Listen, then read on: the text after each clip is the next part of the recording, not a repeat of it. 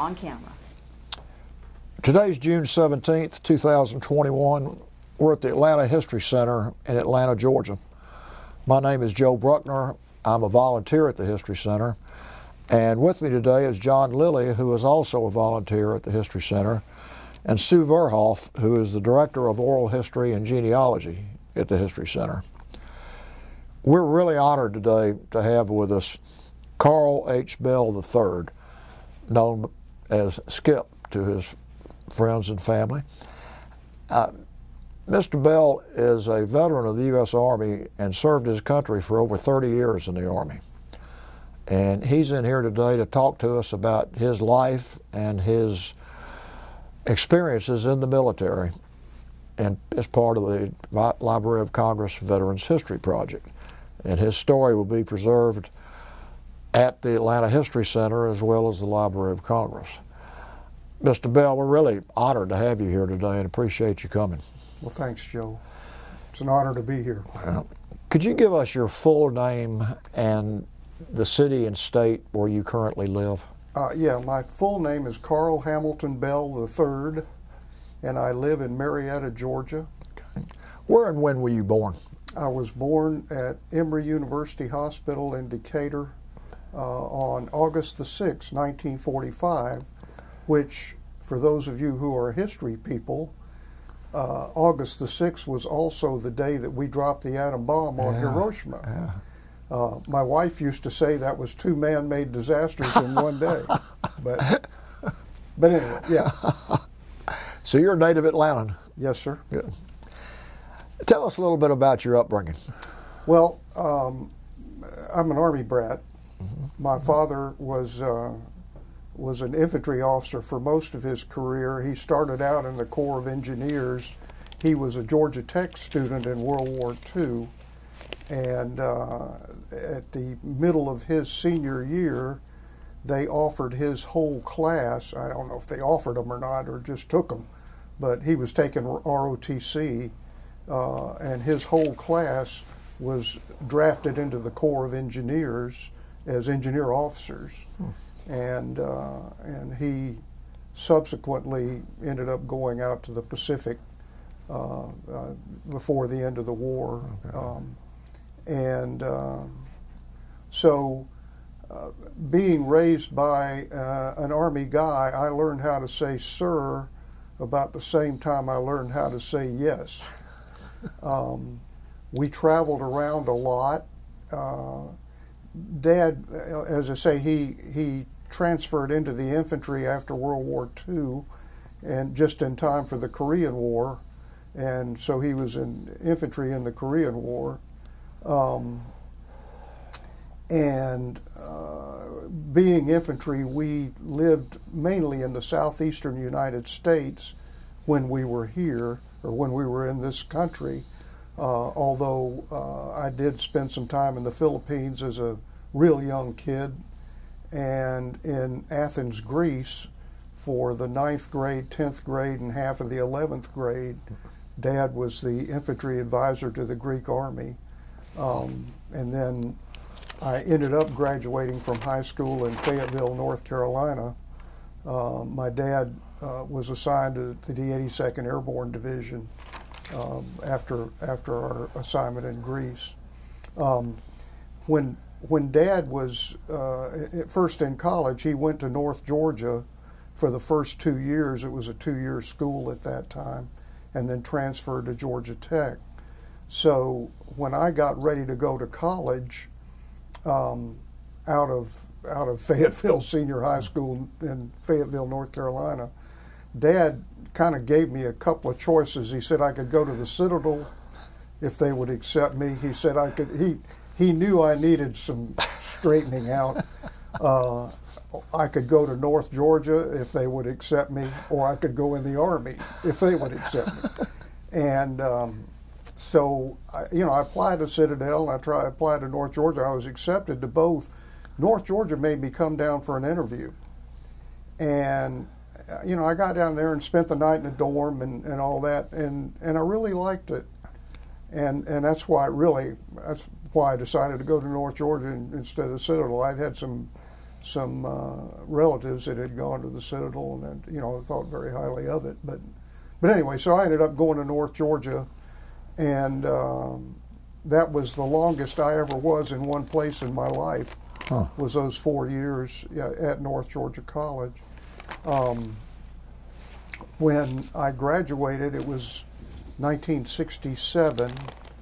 I graduated as a distinguished military graduate, which meant I had to go in the Army right away. And even though my branch school didn't start until August, I went in the Army in June and was assigned to Fort Jackson, South Carolina, pushing basic trainees who actually had more time in the Army than I did. But I knew how to put on the brass and stuff, and I knew how to salute, and so I don't think they ever knew. But we did, you know, Fort Jackson for a couple of months, and then I was commissioned as an armor officer. I went to Armor Officer Basic at Fort Knox in August, and they put us through something called a regular Army basic course, which I thought was really stupid, because instead of an 8-week basic course, they made it a 6-week basic course, because they said that we were supposedly more motivated. So, and oh, by the way, when you get to your platoon, ask your platoon sergeant. That was, you know, every class that we got started out with, this is normally an 8-hour block of instruction. We're going to do it in 6, yada, yada, yada. You know, so it was, I thought it was really kind of dumb, because, I mean, here we were regular Army officers, and we had theoretically committed to, you know, to a life of a soldier, and to give us a kind of a halfway training the way they did, I thought was kind of dumb. Well, while I was in basic school, I volunteered for Airborne and Ranger School. And at that time, the Army was not sending people to jump school if they weren't going to an airborne assignment, and I was not. I was going to 3rd Armored Division in Germany. But they did send me to Ranger School. So I did 6 weeks of armor training, and then I did 8 weeks and 5 days of Ranger training. So I felt a whole lot more qualified to be an infantryman than I did, you know, an armor guy. But you know, but that was how it was. After Ranger School, and oh, by the way, I weighed 136 pounds after Ranger School. I went in weighing 167. You got those 2 pictures there. Yeah, that contrast. Yeah. We're going to see those at some point. Doesn't have to be now, but yeah. So I weighed 136 pounds when I got out of Ranger School, and I graduated December the 21st, 1967. That was the happiest Christmas of my life. I did nothing but eat, and it was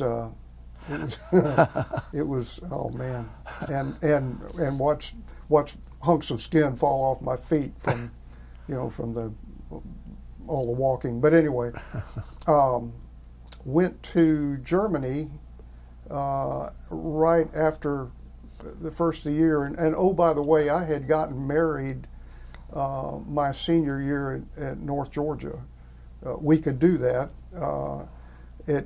You of course couldn't live in the dorm anymore and all that, but if you could do it, they frowned on it. But I did it anyway. So my wife was a year behind me, and so when I went to Germany, she stayed back at school until she graduated, and then she joined me in Germany.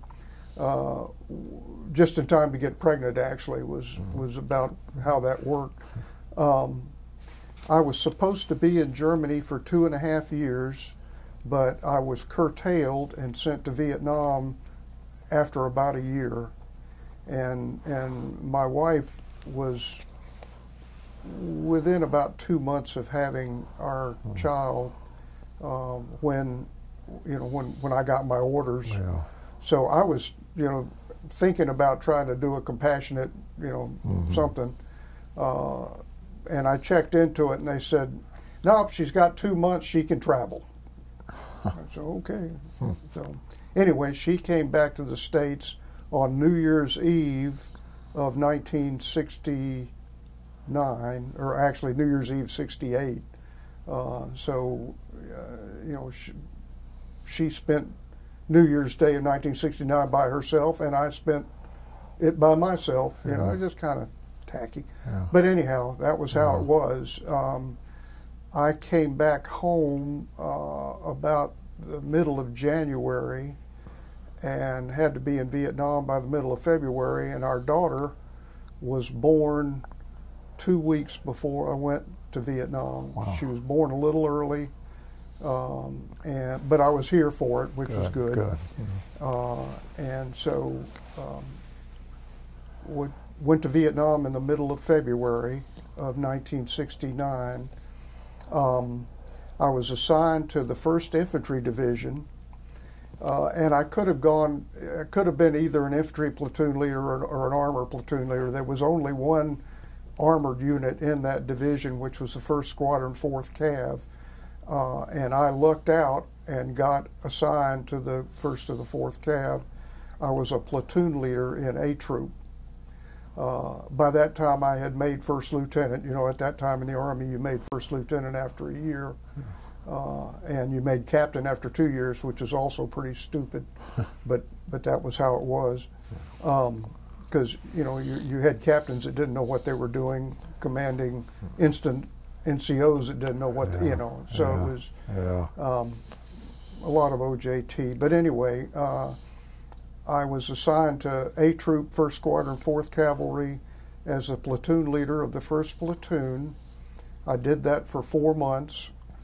I was promoted to captain, and they made me the squadron supply officer, the S4, and I did that for about 6 weeks. And one of the troop commanders got killed, and I was the only captain in the rear that had experience with a troop in the field. And so the old man sent me out to command B Troop. And I honestly didn't know whether it was just going to be for a week or so, or if it was going to be longer. The problem was that the squadron was making a lot of contact at that time. And the squadron commander wanted somebody in the field that knew what they were doing and had been in the field. I want to back up just a second. Sure. When you arrived in Vietnam and you got off the plane or you went to the door, what was your first reaction? My first reaction was, wow, it's hot and it smells real bad. And we went over to, they took us to the 90th Replacement Battalion, and this was right after a little mini Tet. You know, there was a Tet of 68, of course, was the big Tet. Well, there was a Tet of 69. There were literally enemy bodies in the concertina wire around the 90th Replacement, literally there. And of course, they had not given us weapon 1, and I'm thinking, wow. And I've got pictures. I wanted to, after my year in Germany, I weighed about 185 pounds. And that was because I really liked that German beer. I really liked the bratwurst. I really liked the pommes frites and the brötchen. So when I got to the 1st Infantry Division, this picture here, is that okay? This picture here was taken in the replacement detachment at the 1st Division. And again, I weighed 185 pounds at that time. 1 month later, after chasing my platoon around for a month, I weighed 142 pounds. So if you want to go on a diet, that's a great way to lose weight. Just be scared all the time, be real hot. And then, just to kind of show the metamorphosis, this was taken after 4 months of troop command, and in this case, this photograph was taken after we had been securing the Lai K rocket belt during the Bob Hope show. My troop got the mission to go and patrol. There's a rocket belt is an area about 10 kilometers away from a target area, and the bad guys would fire these little 107 and 122 millimeter rockets into Like A. In fact, Like A was called Rocket City. Like A was the division base camp, or it was a division forward base camp. They called it Rocket City because we were rocketed 4 times a day there, pretty much every day. Just a rocket or two. It was a terror weapon. But they would get you at breakfast, lunch, supper, and sometime in the middle of the night. Wow. And it was, like I say, it was a to whom it may concern thing. It would just, they would lob one in, and of course then the artillery would start throwing rounds back out. But what they would do is they would set these things up on a little bipod type of thing, and they would use a gunner's quadrant to get the right angle for it, and they'd use a compass to get the direction. And then they'd light a fuse and they'd run off. And so this thing would go and it would fall somewhere in Like A base camp, and it would kill people sometimes, and sometimes it didn't. But, you know, they by doing it at breakfast, lunch, and supper, and in the middle of the night, they would get you, you know, you're sitting down, you're going to have your breakfast or your lunch or whatever, boom, rocket comes in, alarms go off, everybody hits the bunkers. So, and they would do this on a daily basis, and it was, you know, that was just, so anyway, the Bob Hope show is going to be in Like A, Christmas of 1969, and they put my troop up there patrolling continuously, and it was about a box, probably 10 by 15 kilometers. It was, you know, it was, or 10 this way and about 5 that way. And we patrolled straight for 72 hours. They wanted us moving because they wanted the bad guy, you know, because this was an armored cav unit, so we had tanks and armored personnel carriers, and we made a lot of noise. We didn't sneak up on anybody. Well, oddly enough, we did sneak up on, I say sneak up, we broke into a field and there were some guys setting up a rocket, and the crew that saw them killed them, and then they got picked up and taken back into Like A and given front seats at the Bob Hope show, which I thought was kind of neat. One of the kids came back and you know, he fell spiritually in love, you know, at the Bob Hope show. But anyway, so where were we? We did. Well, you had just been sent sort of out in the field. Okay, so we did. You know, as I say, I was a platoon leader for about 4 months, and then I was the S4 for about 6 weeks. One of the things that I did when I was S4, which may have helped to get me the troop, was, you know, I did not go to Vietnam to push supplies. I mean, I'm a soldier. I went to be a soldier, and there were no troops open, you know, and as a captain, that was the only kind of field duty you could get. So there was an Army of the Republic of Vietnam armored cav. It was either a regiment or a squadron, I can't remember which, probably a regiment, down in a place called Phu Quang, which was down south of Like A.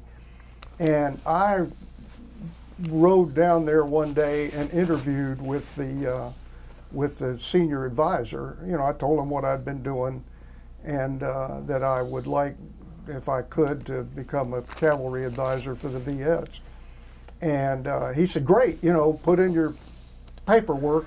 It involved, I mean, it wasn't an easy transfer because we were in United States Army Vietnam.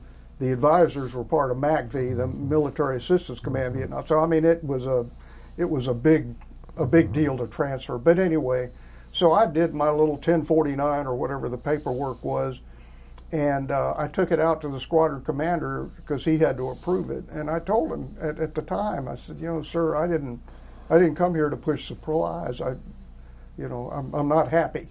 And he basically said, well, I'm going to disapprove your transfer, but he said, stick with me and I will look out for you. I said, okay. So sure enough, a couple of weeks later, Bravo 6, the guy, my predecessor, got killed, and he was true to his word. He called me up and said, if you still want to go to the woods, get out there. And so I did, and we made. I mean, we did make a lot of contact. I think he maybe just got used to hearing me on the radio or something, because I wasn't sure how long I was going to be there. But we were, at that time, we were running convoys between Lai Kay and at a base camp up at Quan Loy, which was up this highway called Highway 13, and troops called it Thunder Road, and it was there was a lot of, there were a lot of North Vietnamese in the area at that time, and they were ambushing these convoys. So it's my first or second day on the job, and I mean, I didn't know anybody in the troop. When I got there, it was night. I got all the platoon leaders together, and I told them, A, you guys have got the best job in this division, which I believe they did. I love being a platoon leader. And I am, I'm going to give you guidance, but you run your platoon. And fortunately, I had 2 platoons that were really good, and I had 1 platoon that was really sorry. And the good platoons, ironically enough, had great platoon sergeants, go figure, and the 1 platoon that was not so good had a weak platoon sergeant. So I figured out pretty quick that I was going to satellite myself on that platoon, and I just they followed me around, and that way if we made contact, and if the platoon leader who was also very weak, unfortunately, I could take the platoon over if I had to and run it. So it's my first or second day. The way that we would do the convoy things, 1 troop would be in with the convoy, and 1 troop would be ready reaction force. And this particular day, our Charlie troop had the convoy. Bravo troop, which was my troop, was a rapid reaction force. Alpha troop was off somewhere else doing something. And convoy got hit. We started up, to react to it. On Highway 13, it had been roam plowed on either side. The jungles had been knocked down for about 200 meters off of either side, but it had grown back up to, it was about the height of an ACAV, of an armored cavalry assault vehicle, which was an M113 personnel carrier. In fact, I've got a picture of one of those in here someplace.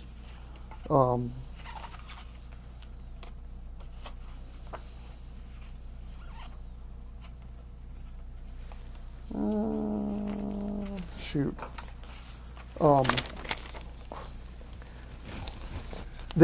Anyway, it was up to the height of an M113 personnel carrier, and the bad guys were in the roam plow cut as well as in the jungle on either side, and there was all manner of stuff as we were, as we were approaching where the ambush was. I could see smoke and all kinds of stuff, and so I called the troop commander of Charlie Troop and I said, what side of the road are they on? And he said, they're on the east side, which was the right side. So what I did was I put my troop into an echelon right, which is, we had 1 vehicle that was right along close to the road, and the last vehicle was close to the jungle, and we were echeloned like that so that we could fire either directly to our right or directly to our front, which was where the bad guys were. And we're moving through that roam plow cut, and there's all kinds of RPGs and stuff are flying around, and there's all kinds of bullets. And all of a sudden, and there was one of the trucks, one of the S&Ps in the convoy had been hit with an RPG, and the cab, that was what was burning when we got up there. The cab was on fire, and the thing was loaded with pallets of beer. So we're, you know, and like I said, I mean, RPGs are flying out of the woods, and we're moving along, and all of a sudden, one of the tracks in the lead platoon breaks out of the echelon and goes over to the road, and they drop the back deck, and they're throwing cases of beer on into the track, and I'm like, I don't know anybody yet. I'm a brand, and I call the lead platoon leader up, and I said, "What in the hell are you doing?" And he said, "2 cases are yours." And that was, and I thought, oh boy, you know, this is going to be an interesting few months. So sure enough, I mean, you know, and like I say, I mean, there were all kinds of bullets and stuff flying around. I mean, it wasn't, you know, TT contact, you know. I mean, it was, and so we swept through, and we counter-swept, and we counter-swept, and you know, and of course the convoy got on out of there, and we eventually started, well, the bad guys, when we got up there, they started pulling back. So my forward observer was a kid from Portland, Oregon, named Greg Frank, and he was a Spec 4. He wasn't a lieutenant. We didn't get a lieutenant for an FO for some reason, but Frank was great. And Frank, what I said was, or what I had Frank do, was put artillery behind them, and we were going to push them, and that's what we did. And they had a stay behind force along the edge of the wood line there, and that was, I had my first KIA that day. It was a kid named Bob Benoit, who, I mean, I honestly didn't know. He was a young sergeant, but he was in that lead platoon, and he had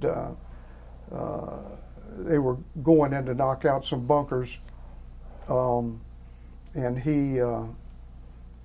somebody tossed a grenade out, and it got him. And you know, anyway, I can remember we dismounted from the tracks. You know, we're clearing this, and I remember him calling for his mother. And you know, we put him on a dust off and sent him out, and he didn't make it. And then one of the lieutenants was also wounded that day, but he came back. So, you know, it was an interesting day. It was a funny day, but it was a sad day, you know. But if you're taking over a unit, it's really good to have days like that early, because they get to know you, and you get to know them pretty well, and you know, and they know you're not going to panic. It was funny. My first sergeant was a guy named Robert Moore, and Moore had been a frogman in World War II, and then he got out of the Navy, and he was in recon in the Korean War, and it was his second tour as first sergeant of Bravo Troop, 1st Squadron, 4th Cav. I mean, this guy was an amazing soldier, and he used to critique me after firefights. He'd say, "Yeah, it sounded like something came pretty close to you there. Your voice went up a little bit." Yeah, well, it did, Tom. So, but anyway, I had some just splendid NCOs. You know, Moore was one. 2 of those platoon sergeants were others. They were just splendid NCOs, and I had 2 really good lieutenants, and then my XO, who was also had been a platoon leader, but then he graduated to XO at some point, was also just excellent, you know, just top of the line. In fact, we get together every year. Well, we didn't do it last year because of the virus, but we've gotten together every year for probably the last 23 years. And at our XO, at my XO's house, which is up in Franklin, New Hampshire. And he, unfortunately, well, there were 5 officers in that troop.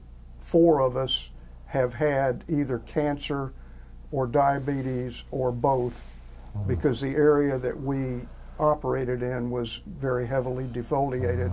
Our area of operations was between Saigon and Cambodia, and that was just, you know, that corridor. They did a lot of defoliating in there just because, you know, there was a main supply route coming out of Cambodia into there. So, so we all, you know, had dealt with Agent Orange related stuff. And the guy that's one of the guys died last year from Agent Orange related stuff, and my XO is well, his prostate cancer metastasized into his bones, and so he's not in good shape. But we're still going to get together this August, though. Good. That's the plan. Yeah. So that's what we're going to do. So after that first day, our first couple of days, you know, we were in contact for several weeks on a daily basis. Not real bad, but constant. And then it kind of, you know, the war ebbed, and we, you know, we just did basic patrolling. We would go out hunting for the bad guys, or the bad guys would hunt for us. I got to find you guys that picture of that armored cavalry assault vehicle. Well,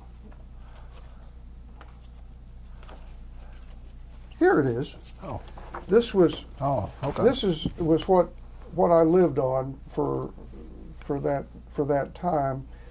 It was an M113 armored personnel carrier, but it was upgunned. You can see we got a 50 caliber machine gun, and we also had 2 M60 machine guns. We had a crew of 4 on this vehicle. You know, we also had an M79 grenade launcher. We carried probably 5,000 rounds of caliber 50 ammunition, 8,000 rounds of 7.62 ammo for the 60s.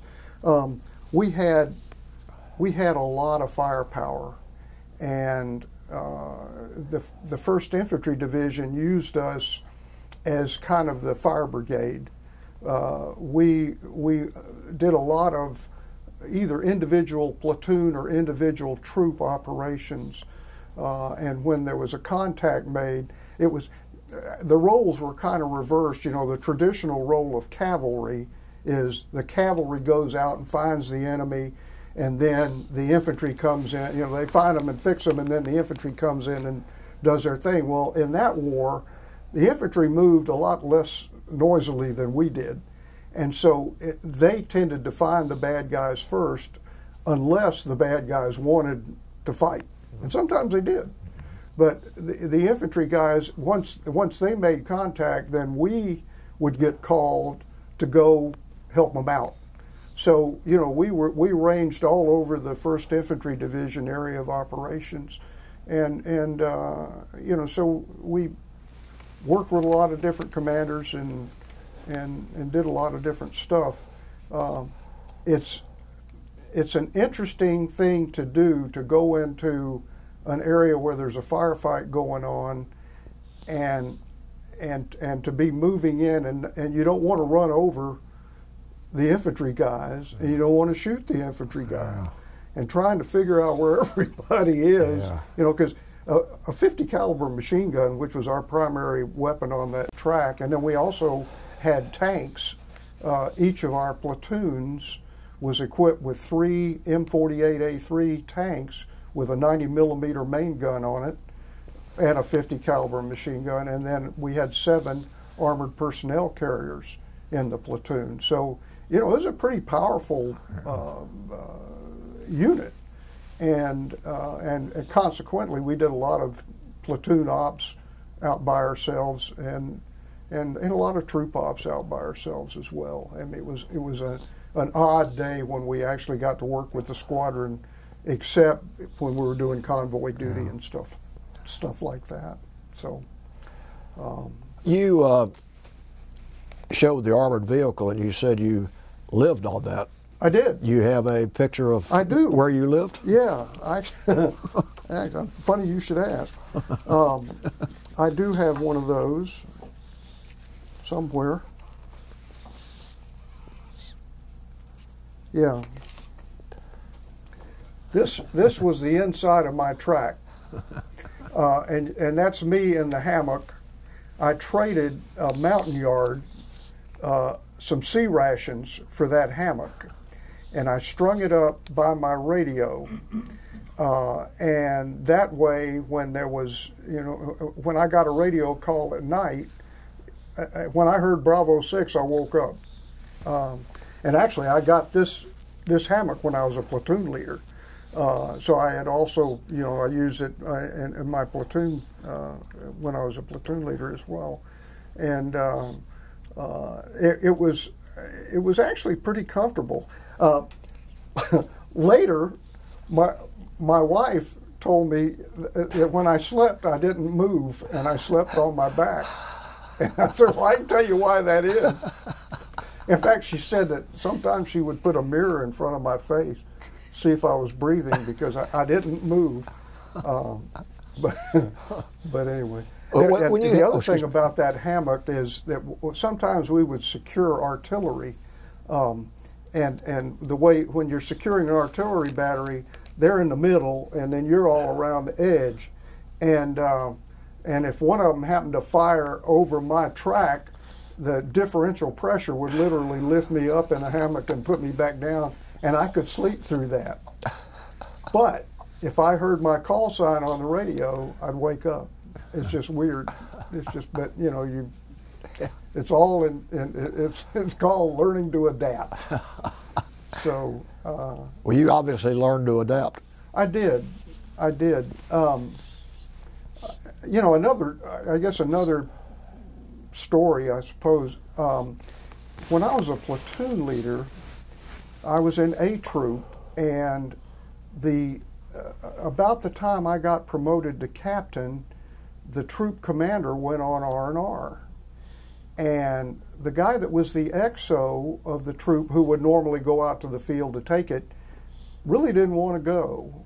And, he'd been a platoon leader, and and he had taken his chances, and he was, So anyway, I offered, since they didn't at that time, they didn't really have a job for me back at squadron. I eventually became the S4, but at that time they were still trying to figure out what they were going to do with me. And so I took over the troop, A troop, for 2 weeks while the troop commander went on R&R. And the reason this is significant is because this is where I got into the biggest fight that I got into the whole year as an acting troop commander, and I lost my first soldier KIA in that fight, and it was it was the last night. The other troop commander was going to come back the next day. It was the last night of that 2 weeks, and we had moved into an area. It was called the Trapezoid, and it was a huge area west of Like base camp, and we had been in that area about 6 weeks before and found a huge base camp. We were in this base camp for about a week, clearing bunkers. And interestingly enough, I got to where I could smell the bad guys. And the way I got that position was we would clear these bunkers and clear these tunnels. And when you're in one of those tunnels, it smells like a combination of a wet dog and a dead rat. I mean, that's the smell that's in there, and it gets on you, and it stays on you. So, in fact,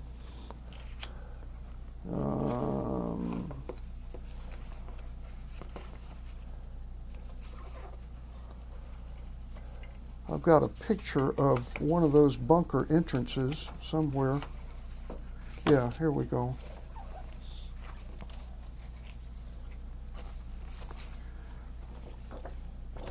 I don't know if you can see this, but this is a logistics bunker, and they didn't have fighting ports on it and all, but this base camp that we were in was just full of these things. And like I say, we're in it for about a week. So we knew where it was. So we pulled out of there for 6 weeks, and knowing that the bad guys would come back in and repopulate, thinking that we would not, we wouldn't come back. So we did, and they gave me, again, I'm acting troop commander, but I've got all 3 platoons of Alpha Troop. I've got a platoon of Charlie Troop. I've got a tank platoon it was actually from a unit in the 25th Infantry Division, Bravo Company 2nd and 34th Armor, that was attached to the 1st Infantry Division. Well, I had 1 platoon from those guys, an infantry company, and an engineer roam plow company. And we got this huge task force. And so we pulled into this area. It was a big open area that was shaped like a mushroom. We pulled in there that day, and the plan was we were going to go up into this base camp, which was northeast of us a couple of kilometers. And the bad guys were not happy when they saw us coming in there. And another little sidebar, I knew that if we got hit, we would probably be hit from the northeast, because that was where that base camp was. So I took that tank platoon and I put them in that quadrant, because they had the 90mm guns and all that. The platoon leader's name was Terry Pig. Can't make that up. Terry Pig, and he was a character. I mean, he was a character. He was really funny. He was always talking about hooking and jabbing with Chuck. That was. Well, that night when we got hit, they hit us at 10 after 2 in the morning. I was sleeping out beside my track, and the reason was that we had some other people. We were operating a radio thing inside of the command track, and so me and the headquarters platoon sergeant, who was a guy named Pappy Guy, and the medic, the troop medic, was a guy named Gene Garrison. We were all sleeping in a little cluster out by that track, and about 10 after 2 in the morning, I heard dum dum dum dum dum coming out of the jungle. Well, that was the mortars being fired, and I knew what it was. And I had just set up and was yelling incoming, and they landed, and one of them landed right in the middle of us. They were 82mm mortars. The ground was really soft, and it went deep. It blew me up against the side of the track. It wounded both the other 2 guys. I wasn't wounded. I didn't have a scratch on me. I got, the wind knocked out of me, but I didn't have and I think I got a concussion because I got sick to my stomach at some point in the night. I was trying to talk on the radio and throw up at the same time. But anyway, that's what the attack started with, was those mortar rounds. One of them hit behind one of the tanks on the perimeter, and there was a kid in that it was sleeping out behind the tank named Hipsman, and he was mortally wounded by that. So they're lobbing RPGs in on us.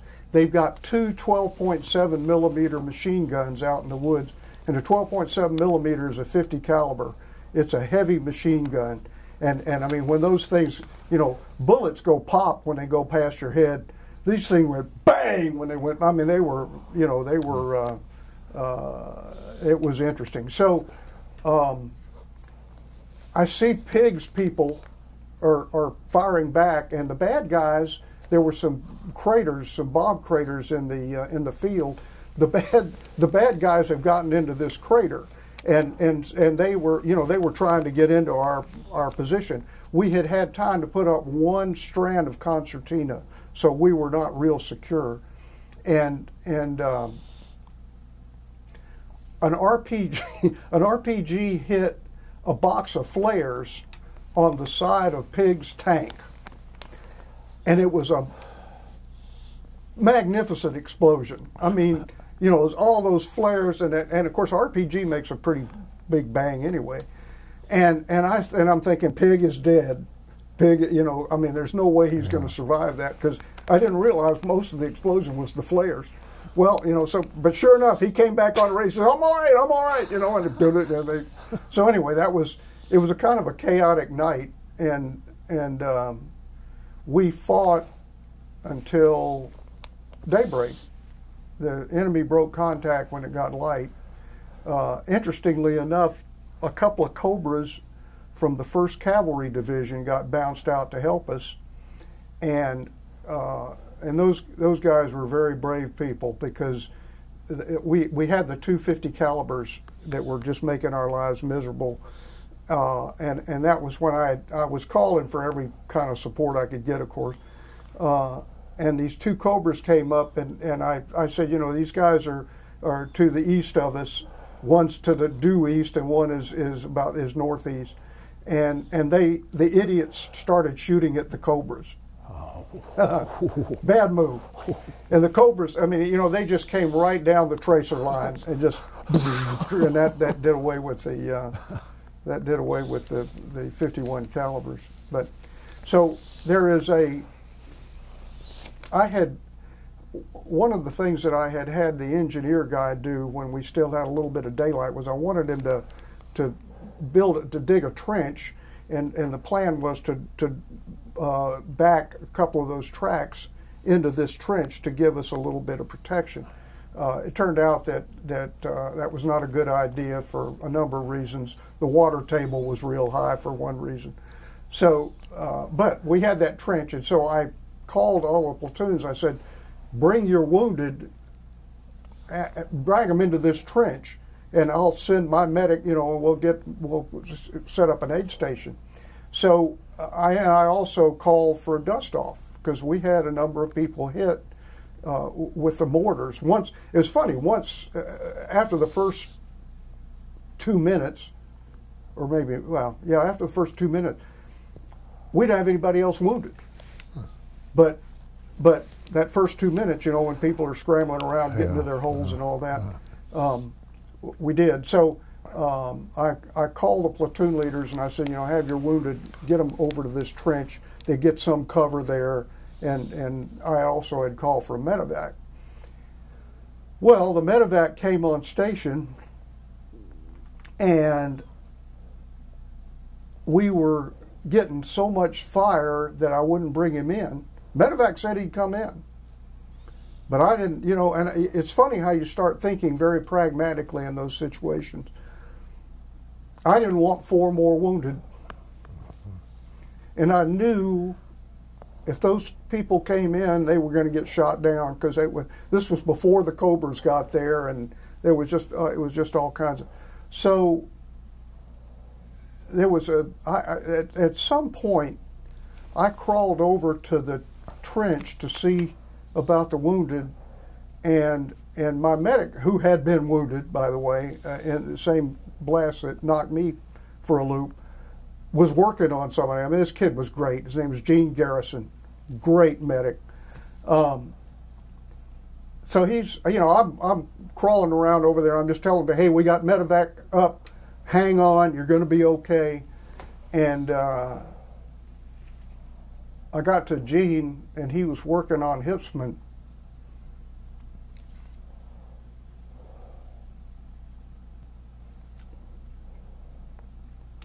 And I said, hey, you're going to be okay, bud. Hang in there. And he looked up at me. He said, it's okay, sir. He just died. Boy, you know, I was 24.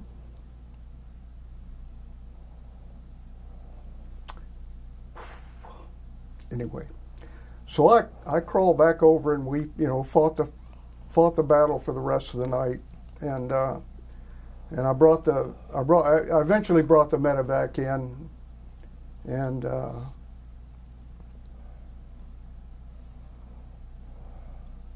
so the next morning the real troop commander came out, a guy named Bill Newell, great troop commander, great guy.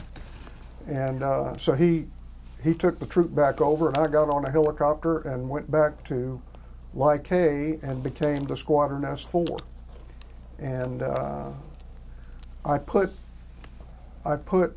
Terry Pigg, the tank platoon leader, I put him in for a Silver Star, and he got it. And I put my medic and my headquarters platoon sergeant, of course they both got Purple Hearts, but I put them in for Bronze Stars because later on, well, of course the medic was going around dragging people in, and he was hit and was hit in the back. You know, he was in a lot of pain.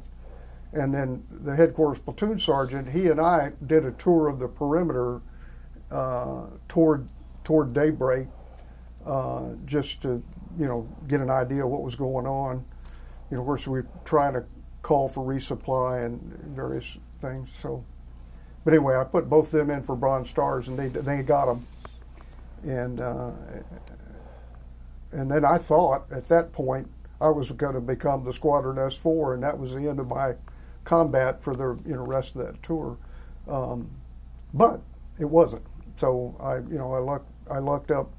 I would not trade being a cavalry troop commander for anything. That was, when you look back on all the jobs you've had in your life, that to me that was the best job I ever had in so many ways. Got to work with some great people, and it was a maturing experience. That's what it was. Well, your men were fortunate to have you. Sir? Your men were very fortunate to have you as their commander. Well, yeah, I guess, maybe. I still, you think about, I guess it's survivor's guilt or whatever you want to call it, but, to this day, I don't know if waving off that dust off was the right move or not. They might have got in, they might have got Hipsman out, and he might have lived, but I didn't think they could get in. It was like bees flying around your head. It was just a lot of lead flying around. Well, the other side of that is you may have saved a lot of lives with that decision. Well, but again, you do a lot of what if, and especially later on. I had a time about 8 years after I got back from Vietnam that I really thought a lot about that stuff. Yeah. One story about Rome plows. Rome plows were these D8 tractors with these big blades on them, and they used them to knock the jungle down. And they were really, pretty effective, except that 3 months later the jungle was back. It just wasn't as tall. But so we did another one of our cavalry missions was securing Rome plows. And the technique that the Rome plow used was, let's say we were going to clear the side of a road. They would go 90 degrees off the side of the road for 200 meters. Then they would turn right, go 200 meters. Then they would turn right again and go 200 meters, and they'd be back to the highway. And then they'd just start knocking down everything inside of that. They called it a racetrack. So what we would do is we would outpost the Rome plow cut, because the bad guys, a lot of times they weren't happy about that. They would plant mines and they would RPG and stuff. So we would outpost with 2 tracks at each corner of the Rome plow cut, and they would knock down the trees. And this is dangerous because a lot of times they don't know where those trees are going to go when they're knocking them down, and they're big trees. I had a kid that was sitting up on the 50 caliber, and I don't know what I did with that. There, you can see there is a cupola up at the top of the 50 caliber. So he's sitting like this behind the 50. They knocked a tree down and it hit his arm, and it took his arm off. You know, I mean, so, I mean, it was, you had to be awake, you know, you couldn't. The other thing that I found, when they would knock all that stuff down, that did a damn on the ecosystem. So there's a lot of critters that live in the jungle, some of which have legs, some of which don't. And they're all angry.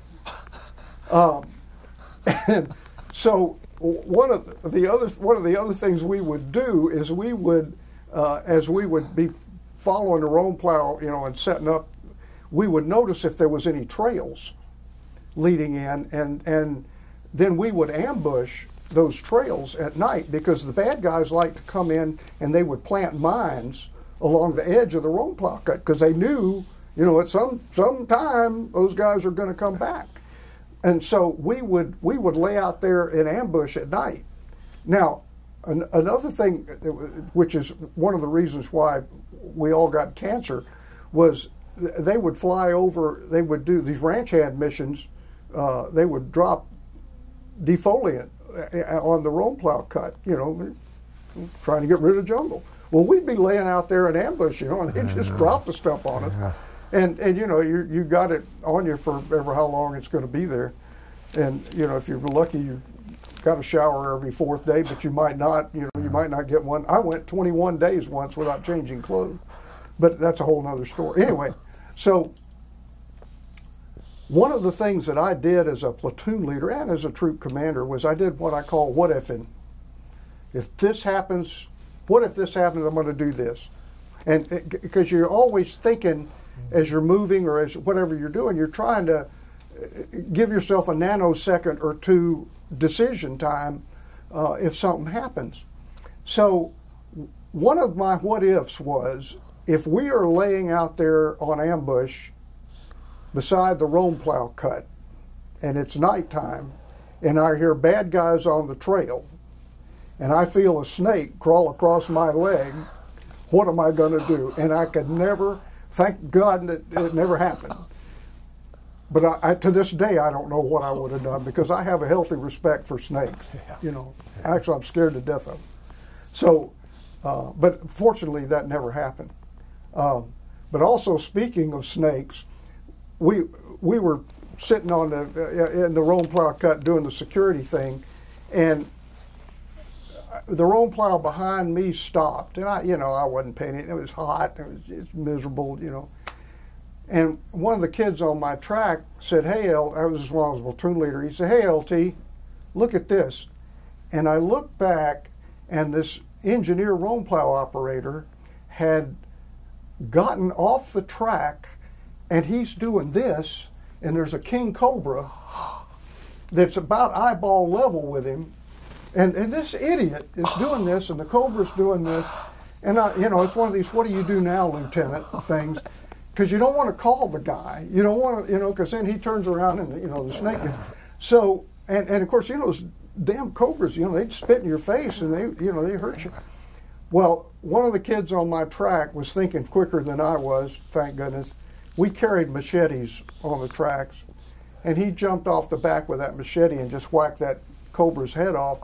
And the engineer was ticked. What are you doing, man? So you gotta love soldiers. You do. These are the same kind of people that in the middle of a firefight will go get beer and throw it on a track. I love soldiers. I love soldiers. So anyway, I think that's all the good stories from my first tour. Well, I've got a couple of questions. Okay.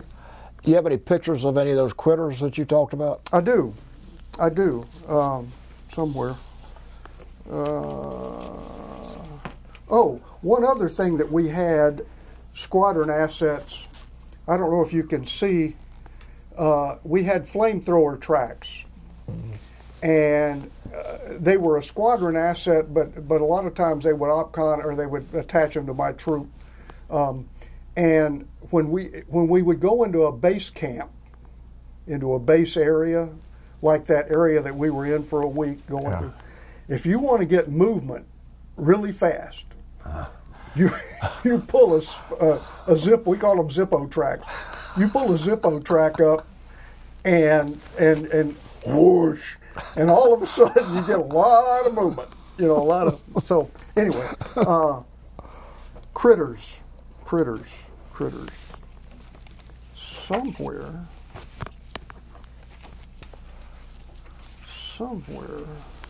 here we go.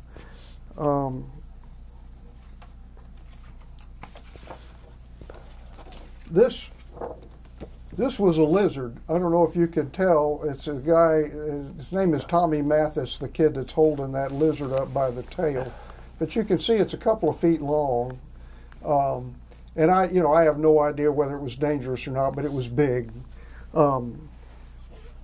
Another little critter that we would run into more often than we would like is a scorpion. And I don't know, you know, scorpions around here are little tiny things, but that guy there, you can see a guy's hand, so it was a pretty good size bug, and it would make you real sick if it stung you, and it would sting you. I mean, they were mean as.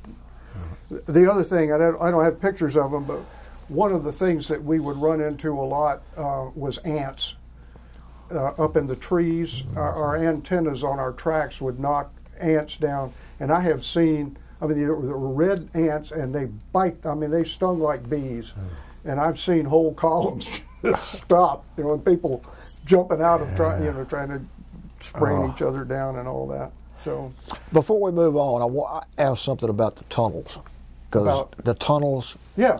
Because there's a lot of interest in those tunnels. They're just sort of mysterious. You have any pictures? Well, number one, did you ever go down in them? Oh yeah. And number two, you have a picture that sort of shows how small the entrance is? Yeah, I do have that.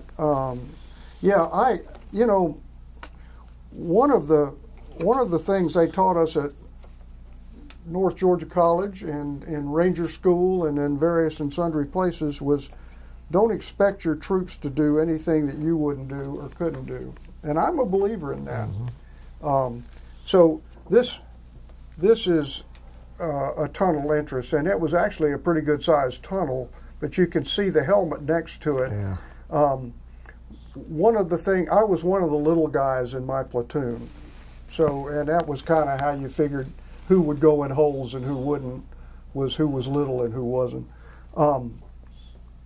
I used to put a grenade in before I would go in, just because. Problem with that is it makes you sick sometimes. The composition B, I think, was what was in those grenades, and if you got in there, it would it stayed in there too long. You get sick. We had a situation one day. We were moving past a village, and one of my tracks, one of my vehicles, this is when I was a troop commander. I didn't go in the holes so much after I became a troop commander, except occasionally, but just as a platoon leader, I went in them a lot. But and usually there was nothing in there, or you just find some rice or whatever. But we were moving past this village one day, and one of my tracks was being towed by another one because the engine had quit or something. And there was a kid, his name was Andy Sexton, and Andy was 19 years old, Spec 4. I had just made it, he was in headquarters platoon. I had made him a track commander because he's a really sharp kid. So he is sitting on the back of the track watching the tow cables for the, when you're towing a vehicle, you crisscross the cables, and somebody has to watch them to make sure they don't break or whatever. So Sexton is sitting on the back of the track watching the tow cables, and as we're going past this village, somebody fired an M79, I think. It was either that or a 60mm mortar. But anyway, the round lands on the front slope of the track that Sexton is towing. it explodes. Sexton's wearing a flak vest, but he doesn't have it zipped up. So he's, you know, because I had a rule that when we were on the tracks, we wore the flak vest. You know, they were hot, but Yeah. we didn't get inside the tracks in a firefight. We sat up on top of them. Yeah. So, and those things were not bulletproof, but, you know, anyway. Yeah. So one of the fragments got him in the heart. And, you know, of course, we stop. One round is fired. There's no more rounds coming out of that village. We stop. We medevac Sexton, who is alive when we put him on the chopper, but he died back. In fact, my XO was at the hospital at Ly-K there when they brought him in, and he said that, you know, they ripped his chest open and tried to.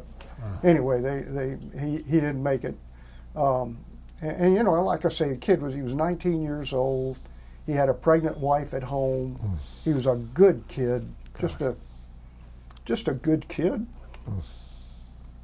So, right after that happened, you know, I'm thinking, I'm going to level this damn village is what I'm thinking. But of course, this was after My Lai, and you know, rules of engagement were kind of return fire only if wounded, and you know, it was just crazy. We got a call that there was a VC tax collector squad at a village about 6 kilometers down the road from where we were. Waloy 2 was the name of the village. So we haul tail down there to try and, you know, do whatever it is, and we got there, and the VC had evidently gone into a tunnel complex that was right adjacent to the village. Well, I'm really pissed. I mean, I'm really angry. I'm angry about Sexton. You know, sometimes people would call and they would cry wolf, and maybe something was going on and maybe it wasn't. So, you know, we get to this village, and it's kind of late in the day, and these guys are saying, well, you know, they went into this tunnel complex. And so there was a Vietnamese regional force guy there. I guess he was a lieutenant. And I said, okay, well, show me where the tunnel is. And so there was probably 6 or 7 entrances to this tunnel. I mean, it was a pretty good sized complex. And they knew where all those were. And so I put tracked vehicles covering each one of those entrances.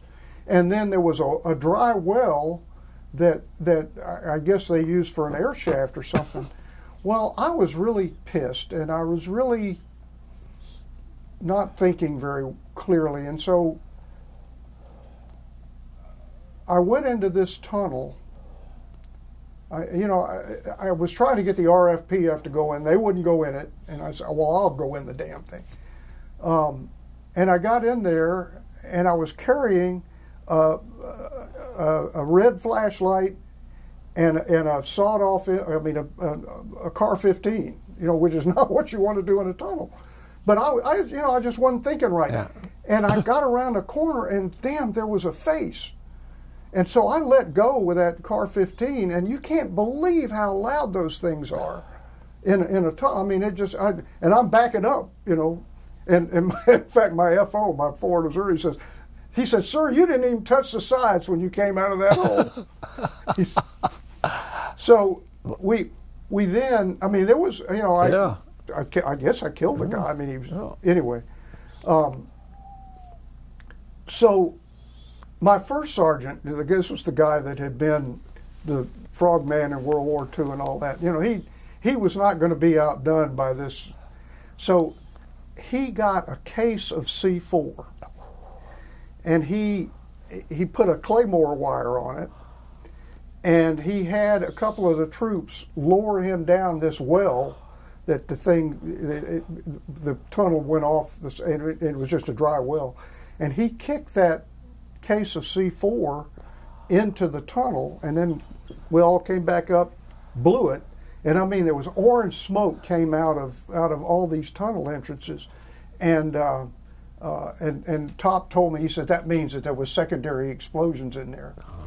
Well, I wanted to leave, you know, but the division was so hungry for body count at that time that they sent an engineer out with a on a lowboy with a bulldozer. So we sat outside of this village for 3 days while they bulldozed this tunnel complex, and we found the guy I shot, and we found 2 more people in there that had probably died from the. Yeah. But I mean, that's how hungry the division was for body count at that time. I thought, this is macabre, and it was macabre.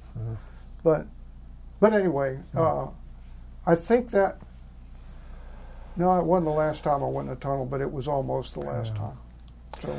So when did you return home from that first tour? February of 1970. Okay. And I was sent to the Infantry Officer Advanced Course, which as an armor officer, I guess, was kind of a, you know, nice thing. But what had happened was one of the brigade commanders from the 1st Infantry Division, it was a guy named Patch, whose dad was, you know, the Patch of World War II fame. We worked for Colonel Patch one time and killed some bad guys for him, and so he sent me a letter after he got back to Benning. He became the Chief of Brigade and Battalion Operations Division of the Infantry School. So he wrote me a letter and he said, you know, I've got a slot for an armor instructor. Would you like to, you know, when you come home, do that? And I said, sure. So I wrote to Armor Branch, because I was at that time on orders for a tank battalion at Fort Carson, Colorado. I wrote to Armor Branch and said, you know, they want me to teach at the entry school. Can we do that? And they said, well, we won't send you there to teach if you haven't been to the advanced course, but we'll send you to the advanced course at Fort Benning. Well, good. So I go to the advanced course at Fort Benning, and while I was at Fort Benning, in the infantry school, I don't know how they do it at other schools, but the infantry school, you're seated alphabetically. Okay, so, and it just happened, and these classrooms hold 200 people. It just happened that everybody around me was an aviator. Now, I have never in my life thought about flying anything, but I sat around and I looked at these guys. They got lots of money.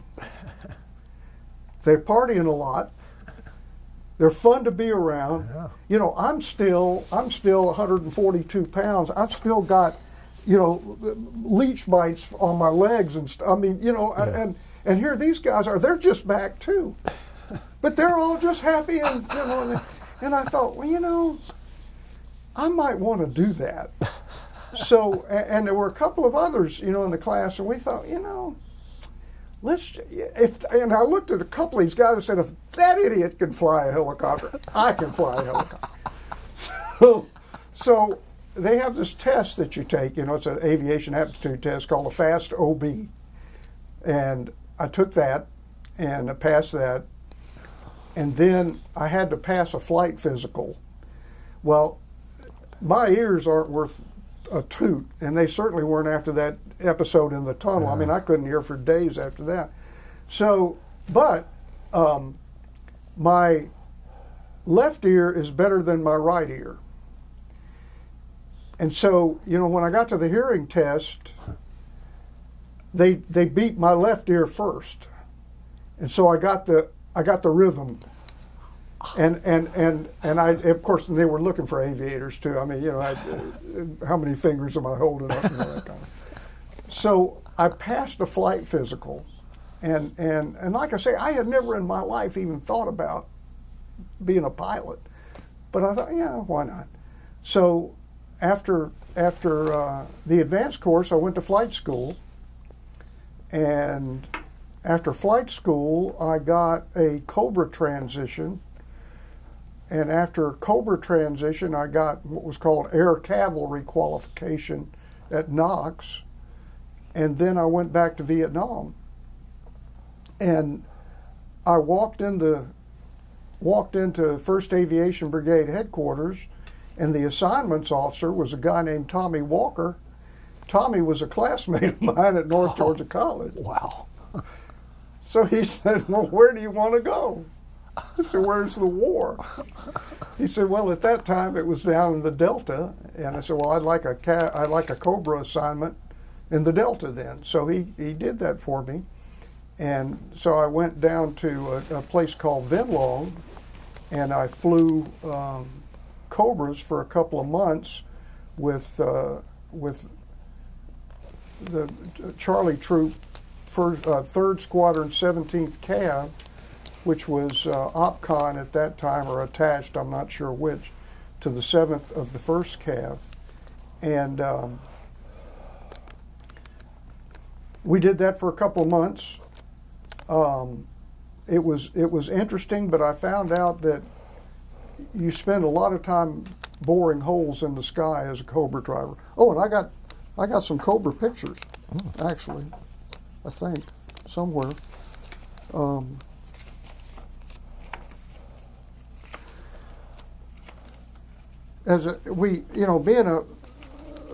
Being a Cobra pilot was really cool in terms of.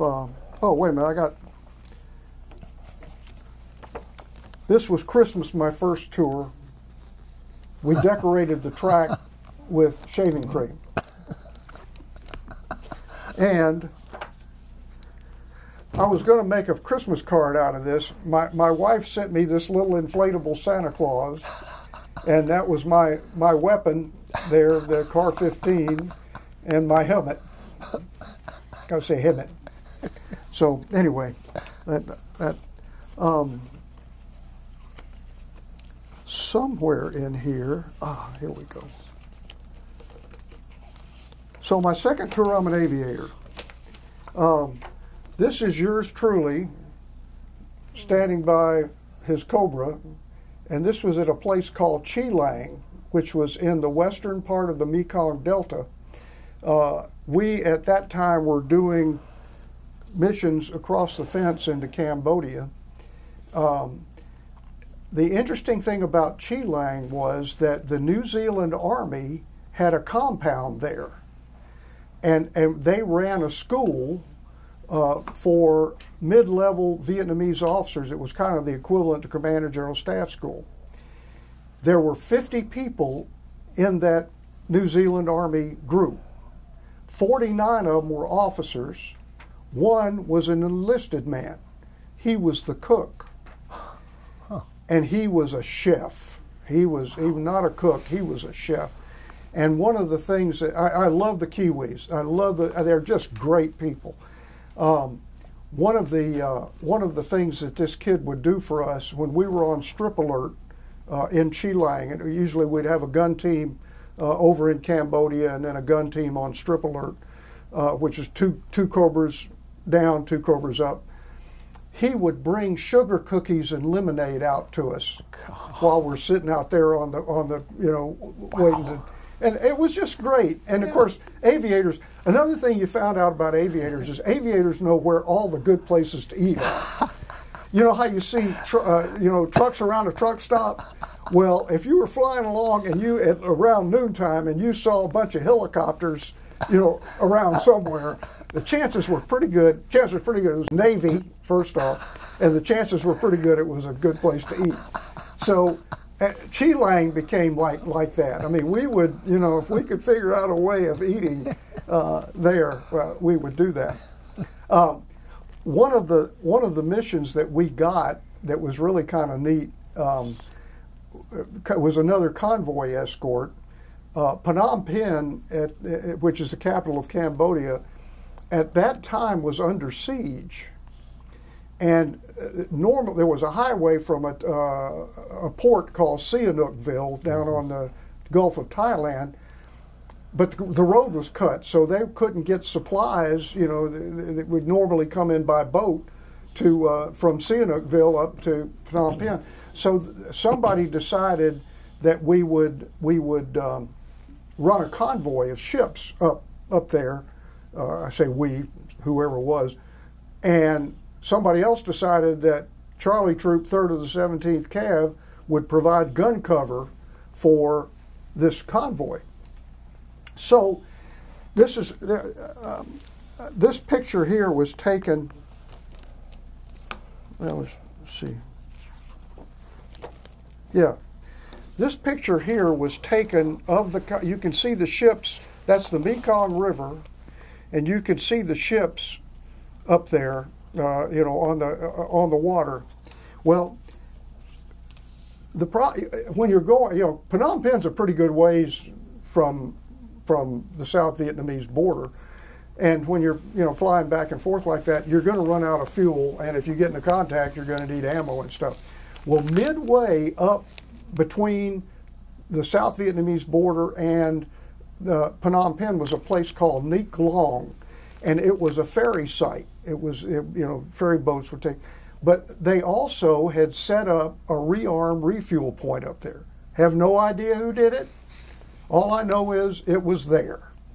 So when we would refuel the Cobra, the guy in the front stayed seated and stayed on the controls because we would hot refuel. It was a contested area.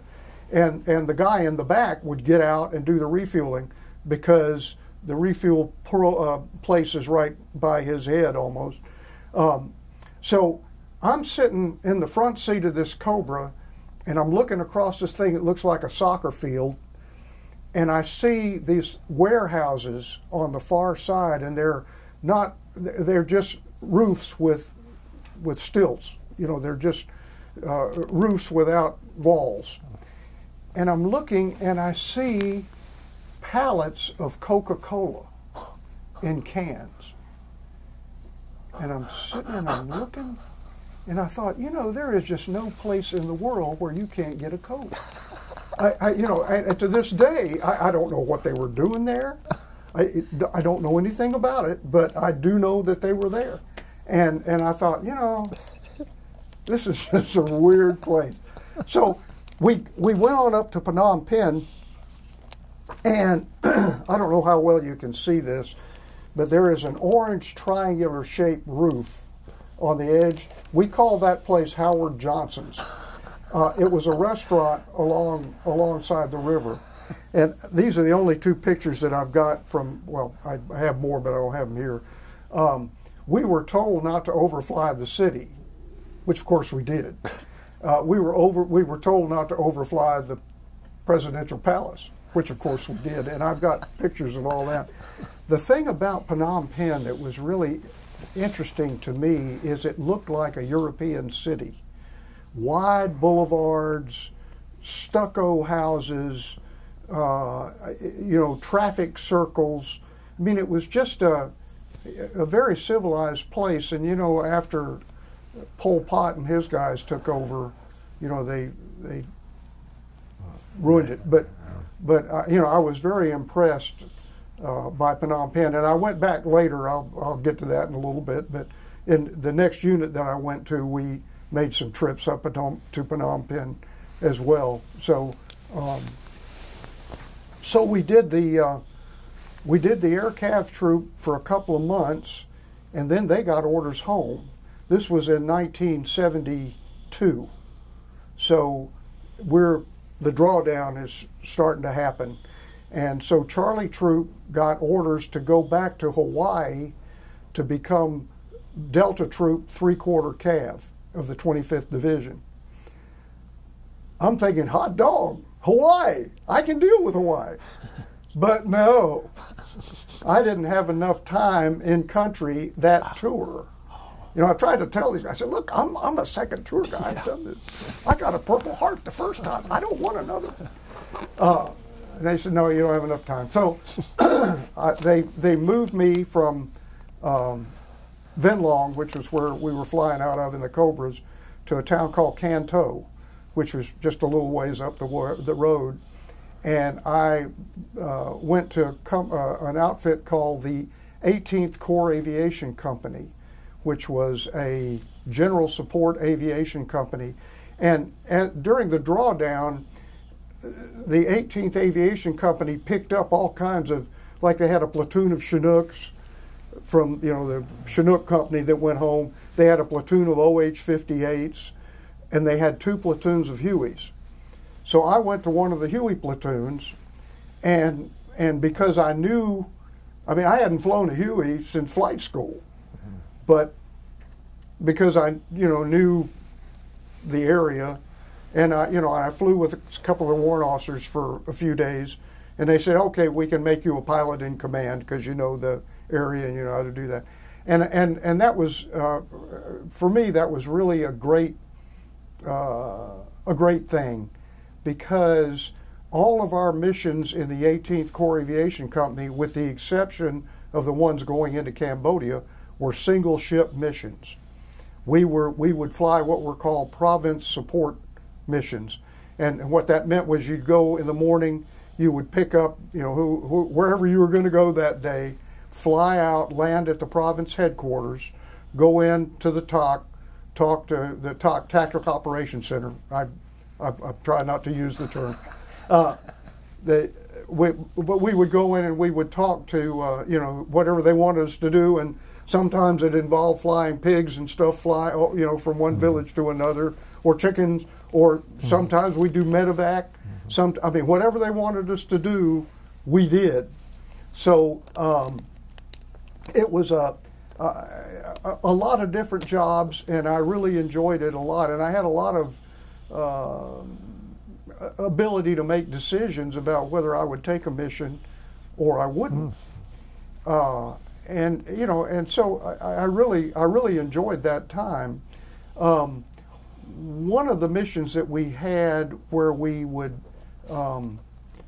used two aircraft was when we went into Cambodia, and we had a mission twice a month to go to Phnom Penh and fly as directed for the embassy. And those were some interesting, but the funny thing was we had to tape over the tail boom on our aircraft that said U.S. Army. We had to tape over the tail boom. Like, who the hell else would be there? But anyway, that's what they had us do. So I've actually got a picture of that.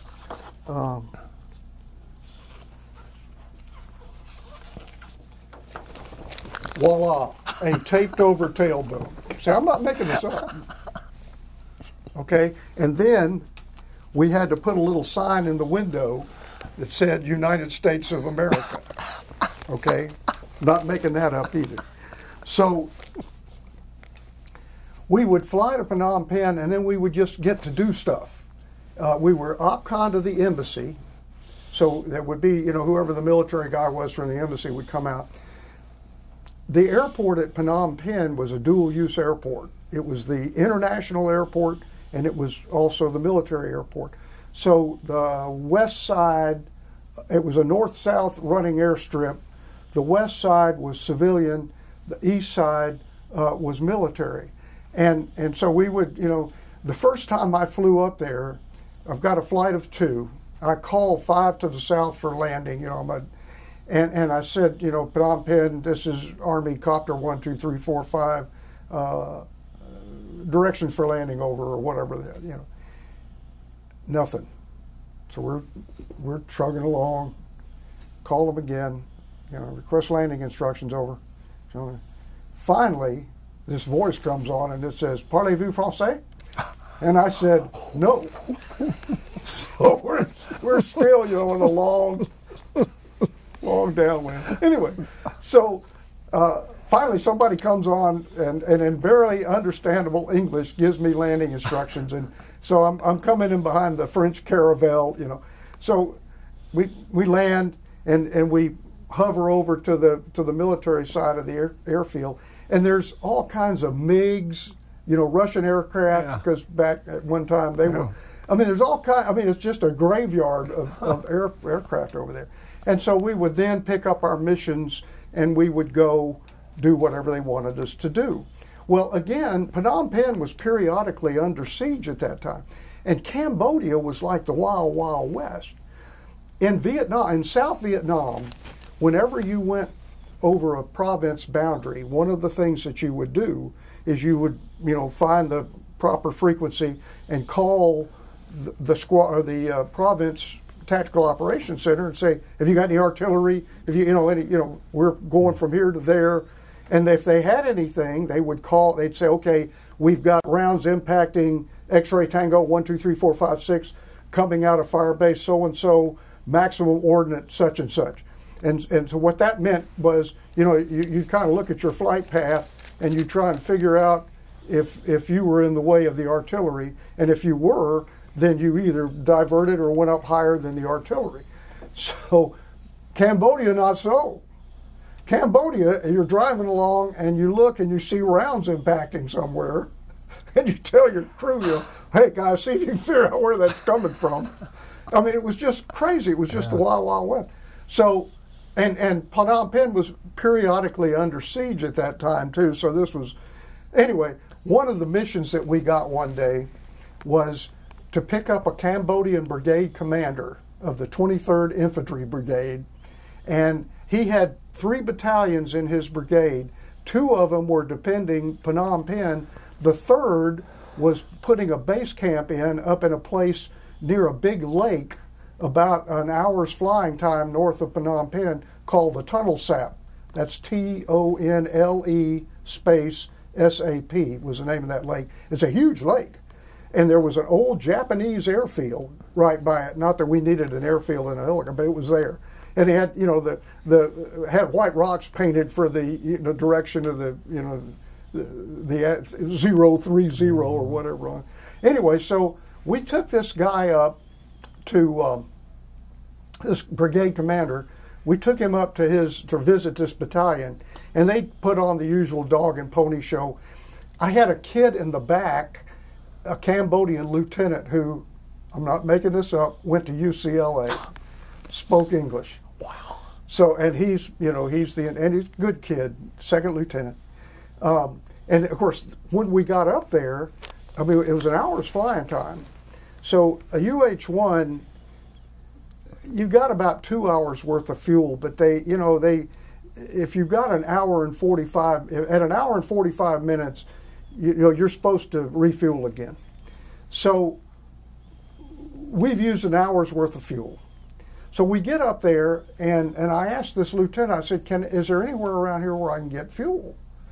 And so he talks to somebody, they talk to somebody, and sure enough, about 3 clicks away in this village, there is fuel. So we drop the colonel off, and me and my wingman, we go up and we go over to the fuel thing. Well, I called the wingman up and I said, "Look, we probably should not both be on the ground at the same time because this is kind of an iffy place. So I'll tell you what, I'm going to land first and I'll refuel, and then I'll cover you and you refuel." Sounds like a plan. So we land, and I look over, and there's this guy standing there wearing NVA web gear and carrying an AK-47. I told the door gunner, I said, "If this guy moves, you shoot him." Well, it turns out he's the guard. And it also turns out that the Cambodian army, this guy's brigade, has armed, he's got 1 company, well, in the battalion up there where we were at, he's got 1 company armed with Soviet weapons. He's got 1 company armed with U.S. World War II weapons, M1 rifles, 30 caliber air-cooled Browning machine guns, and he's got 1 company armed with M16s and M60s. God. If I was a S4, I would drink myself to sleep, I think. So, I mean, what a horrible, anyway. So this guy just happened to be in the company armed with the Soviet weapon. So we've got, and the refueling, we have to do a hand pump thing. They got it in 55-gallon drums. So we, hand pump. And so it takes a little while to refuel, but then we refuel, we get back over to the where the brigade or the battalion headquarters is, and they're still, they're doing the dog and pony show for the brigade commander.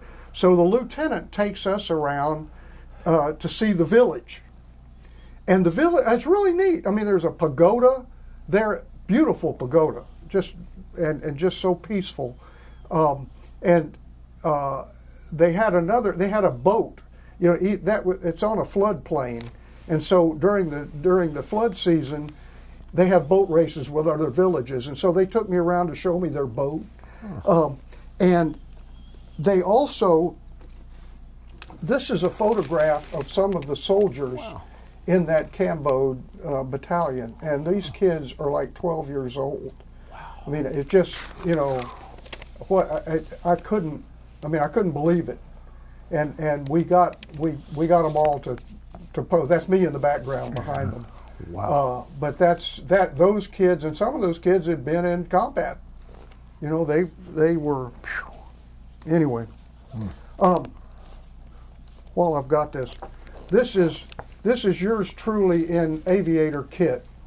This is what we wore to go fly. I've got a survival vest on top, and then I've got a chicken plate underneath there. You know, we probably had 50 pounds of gear on, you know, to go fly, but that was what we would wear. And actually that chicken plate, I never got hit in it, but I knew people that did, and it would stop a .30 caliber. So that was good. Okay, so after we did the Phnom Penh mission, well, we would do it periodically. Some guys after me did it one time, and they got to drop Cambodian paratroopers, and it was not a combat jump. It was, you know, but the story is funny. They picked, you know, they went to Phnom Penh. They got told, go, you know, down here to this, wherever this place is, and we're using like 1 over 150,000 maps. I mean, they're big aviation maps. So, but anyway, they went down and they got hooked up with these paratroopers down at this place, and they took them up, and they could drop, I think they said 6 out of each aircraft, and they, you know, they got 1,200 feet above the ground, and they're dropping troops.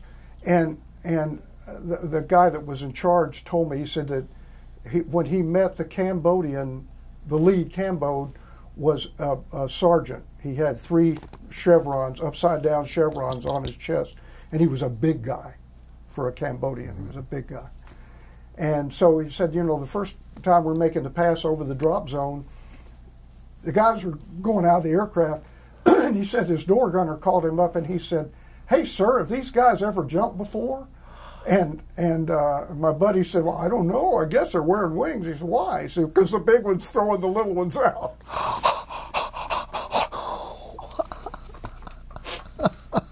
So, whatever. The other thing about the New Zealand Army compound, when I was at Phnom Penh, I got to be, you know, like I said, we did this every 2 weeks. And sometimes I'd get the mission and sometimes I wouldn't. But I got to be friendly with a Cambodian Army captain that was kind of ran things on that side of the airfield. And he carried a Browning high-power pistol. Well, they issued us these little .38 caliber revolvers, you know, for anyway, piece of crap. Not only that, but I have loaded a weapon in combat before, and you're really scared and you're shaking, and it's hard to do that with, you know, 6 bullet.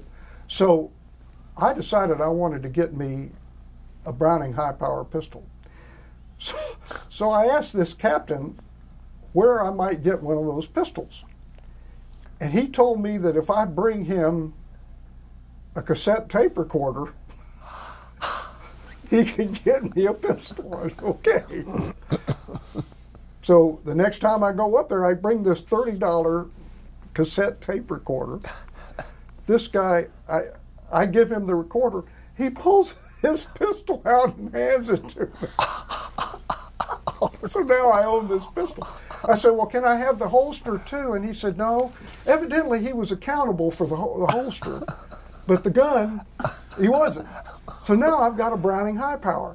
Well, it just so happened that the the New Zealand Army's weapon for officers is a Browning high power. So the next time I got to Chilang, which we would go into Chilang for various and sundry things. I went and talked to those guys, and they got me a holster, and they got me some ammo, and they got me some more magazines. And then they let me go out and shoot it on their range. You know, I mean, I love the Kiwi. I love the Kiwi. So I carried that pistol for the rest of that tour. And we got busy toward the end, and I forgot to register it as a war trophy, so I couldn't bring it home. It just breaks my heart. So I gave it away when I left. But yeah, funny things happen. Funny things happen in that war. Time out. On camera. Okay. So, you know, one of the other missions that we had, you know, I mean, the Cambodian thing was one, and it was an interesting mission.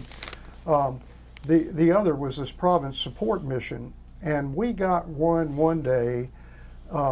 There were a series of little French forts, triangular-shaped forts, in this one part of the Delta, and there were 6 of them, and 5 of them had been overrun, and the last was under siege, and the province senior advisor wanted to know if we could take ammunition and water out to them. And he told us, he said, look, it's a bad place, and only make one pass, come in low, drop your stuff, and get out of there. Don't even land. Just decelerate, drop the stuff, and then move on out. And so I was a little leery of taking that mission. I mean, we're single ship. We're by ourselves. We got, you know. So he said, I will try and get you some Cobras. There was an air cav troop at Canto called Charlie Troop 16th Cav, and they had Cobras, and this province senior advisor was able to get us a gun team. I knew the guy flying the lead Cobra. His name was Tony Snow. Snow and I used to pimp each other a lot, actually. But so we came up with a plan, and basically I was going to drop out of the sky about 10 kilometers away from the fort. Snow and his wingman were going to stay high, and they were going to vector me into this place. So that's what we did. You know, I dropped out of the sky and nosed the aircraft over, and we're going toward these camps, and Snow is above me, and he's telling me where to go. Well, he vectored me to the wrong place. So we decelerate over this fort, and we're not taking any fire or anything going in. So I'm thinking, oh, okay. And then the guy, one of the Vietnamese in the back said, no, it's the wrong place. So we got, you know, it was kind of chaotic, but we got out of there, and Snow identified finally the right one. We came around, and as we're going in this time, we're taking some serious fire. And we're at an altitude of about 20 feet. And so I'm trying to be cool, because this guy Snow, I know the guy. So I'm going, we're taking fire, and I had depressed my microphone, and I should have anyway, I let it up to take a breath, and Snow is yelling, which way, which way, which way? And I wanted to say 3 o'clock, but I couldn't remember 3 o'clock, so I'm yelling, from the right, from the right. And he puts the rockets down, and I mean, they were right under us, and we're bouncing along like we're on a bumpy road. And I had never been on the other end of rockets before, and it was kind of impressive. And you know, we actually got a little bit of shrapnel in the aircraft too. But anyway, so we get over this fort. I just basically stood the aircraft on its tail, and they kicked all the stuff out, dropped it back over, and we got out of there, and went back, and we had took some hits, but everybody got through okay, and so that was a good deal. So we get back that night. One of the great things about being an aviator is there's usually a club where there is an airfield, and there's usually cold beer at the club. And so I'm walking into the club that night, and Snow and his compatriots were already there, and I hear from the back into the club. From the right! From the right! Okay. Fast forward 2 years. I'm an instructor at the U.S. Army Field Artillery School at Fort Sill, Oklahoma. I didn't know it, but Snow was an artilleryman. You know, they all wore cab brass, and I'm walking down the hall in the big building where they teach the classes, and all of a sudden I hear, "From the right! From the right!" And it's Snow. So, you know, it's like the internet. You know, nothing ever dies on the internet. So, anyway, one of the things that happened that tour was the Easter Offensive of 1972. And I was in the Delta when that started. And I can remember I was flying over a place called Mukwa, and I'm listening to the Armed Forces radio station, and they talked about heat-seeking missiles being launched at Anlock against some aircraft that are flying up there. And I remember this cold feeling in the pit of my stomach, thinking, ooh, heat-seeking missiles, not good. And sure, I mean, you know, that ruined the whole war for me, because, you know, all of a sudden you had to be real careful where you flew high and where you didn't. Well, one of the things that they did pretty quick was they retrofitted aircraft with what we called toilet seats. You can see the the thing on the end it deflected the engine heat up. Also, you can see there's more covering over the engine. What's the term I want? To air, to bring exhaust. Well, not exhaust, but normally there's screen there. You know, I mean, so that the engine gets air. Anyway, they cover that part too, because it was a hot spot. They also put a thing like that underneath the engine oil cooler, which was another hot spot on the aircraft, and they did that for both the Cobras and the UH-1s. I got chosen, and I don't know whether it was just because I was such a lousy pilot or what, but the 164th Combat Aviation Group, which was what we were part of down in the Delta, got tasked to send a regular Army captain with a college degree and operations experience to the 1st Aviation Brigade G3 to work on something called Operational Report Lessons Learned. The 1st Aviation Brigade commander at that time was a General McKinnon, and I actually got to talk to him, and he told me, you know, he said, look, I'm afraid that the units that are flying up north, where it's really kind of hairy, they're learning how to survive in that environment, but they're not writing it down. So I want to capture these lessons learned, and Captain Bell, that's what you're going to do. So I got orders that were basically TDY, anywhere I wanted to go kind of thing, and I went up to I-Corps. And I spent about a month up at I-Corps flying with all the different units and just writing down what they did.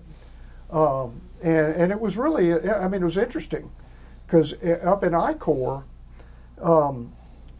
if you got north of a place, well, if you were flying out of Da Nang or out of Marble Mountain, if you got north of the High Van Pass, which was a landmark, when you got north of that pass, you didn't get above 25 feet, because all of the, I mean, there was the heat-seeking missiles, there were quad 14.5 anti-aircraft guns, there were these dual 23 millimeter anti-aircraft guns, and then, you know, of course, all the North Vietnamese in the world with their AK.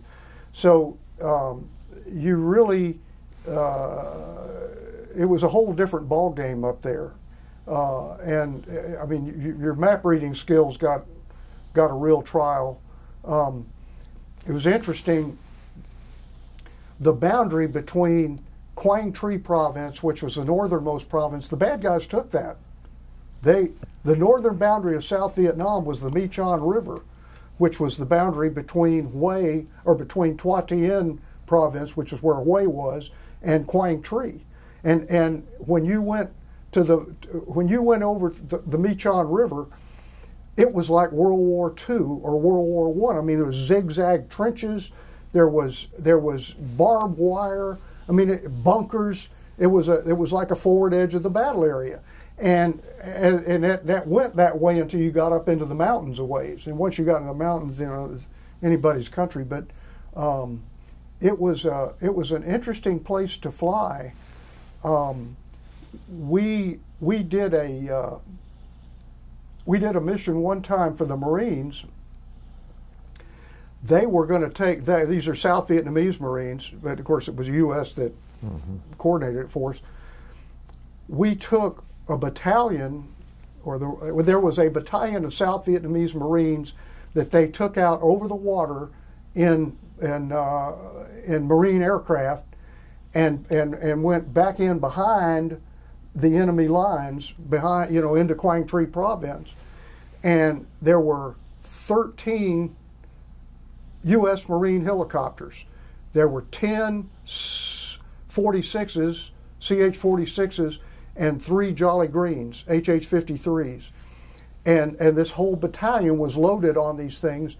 They went out over the water and came in. We were flying the gun cover for them, our units were, and we were flying SAR, the search and rescue for them. And I was in the I was a guy in the back of one of the Hueys, because I'm just writing down what's going on, and in the SAR packet. And so they went in, and as they were landing into the LZ, the Chalk 13, one of the Jolly Greens, I don't know whether he took an RPG or he took a heat seeker. Probably an RPG, because a heat seeker takes time to log on and all that. But whatever it was, it crashed.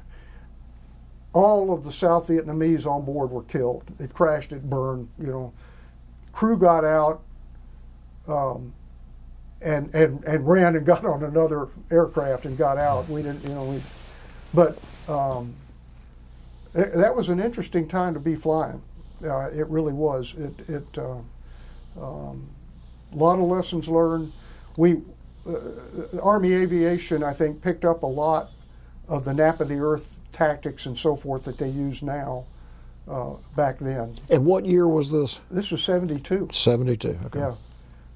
This was after Lamson 719. Yeah, okay. In fact, it was really funny when all that started, you know, all the briefing charts were, this was what we did in Lamson 719, and this is what's happening now. And I'm glad I wasn't there for Lamson 719. Yeah. Bad news. So after, well, that was basically the end of that's what I did for the rest of that tour. Yeah. Was the lessons learned thing, and other than that, I you know, made coffee and was a staff guy. Yeah. You know. Well, so, I think you'd earned that. Well, maybe. You know, I wanted. Well, it doesn't matter. I told the G3 when I got up there I didn't want the job, and he said, "Well, you got it. Don't worry about it." So. Can I ask a question? Okay. Did they publish that report, or did they just use it for training purposes? I think they used it. I don't know what happened to it. I mean, I was told that it was sent back, and they used it, you know, to develop the nap of the earth tactics. But I, you know, I have no idea what happened to it. So.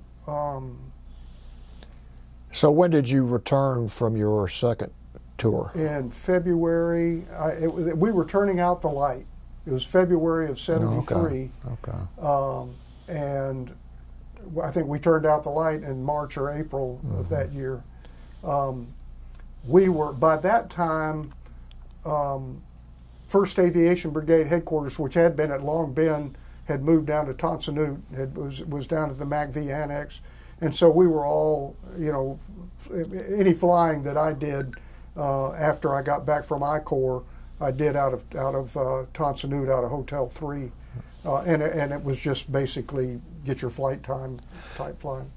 I don't know if you could see enough to know, but did you get any indication of what the mood was around not the whole country, but where you were in Saigon, among the people or the troops that late when? Troops were not happy. Mm-hmm. There was a lot of drug. I mean, you know, nobody wanted to be the last person to die. Yeah. There was a lot of drug use. There was a lot of racial tension. Mm-hmm. It was not a good place to be. The one thing, the aviation units, I think, hung in there better than most, mm-hmm. because we were still doing a real live mission. But you know, the guys that were clerks and jerks and you know, they just didn't want to be the last one to die. You know, I can't blame them. I was glad to leave. You know, some people talked to me about maybe extending for you know, a month or two, but I'm going home. I'm out of here. So when I got back, well, sometime during that tour, I had gotten a deer john from this lady that I was married to for 6 years, and it hurt. Yeah. I went home on emergency leave, and this was after I got back from I Corps, and she had followed, you know, she'd found somebody else, but I was a lousy husband, quite frankly. I was too much of a soldier, too little of a husband. So, I mean, you know, now I don't blame her. I took it kind of hard when it happened, but so anyway, so I'm a member of what we call the Saigon Sudden Singles Club, and when I got back, you know, I went over. I was married. I got back. I wasn't. You know, I got into the Atlanta airport about 5 in the morning. Nobody there to meet me. I went to the Air Host Inn, which doesn't even exist anymore. I got a room. I went to sleep for about 8 hours. I called my mom. My parents were retired down in Milledgeville. I called my mom, and she came and picked me up. Went down there, spent a week, which was about all I could spend.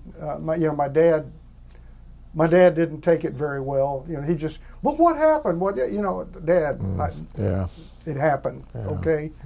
So I decided I would just end my leave early. I had 30 days. I decided I'd just go on out to Fort Sill.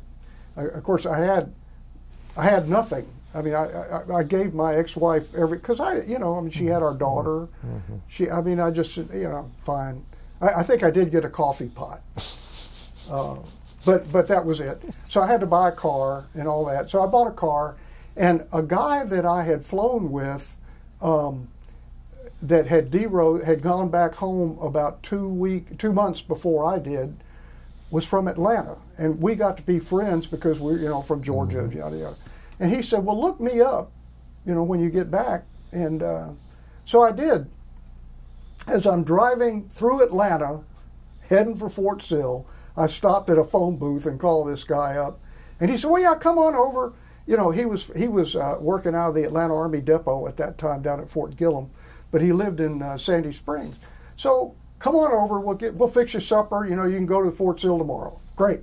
So I did that. We drank a little bit of scotch, and the guy, great supper, stayed over the night with him, and as a joke, when I left the unit, they gave me a Playboy Club key.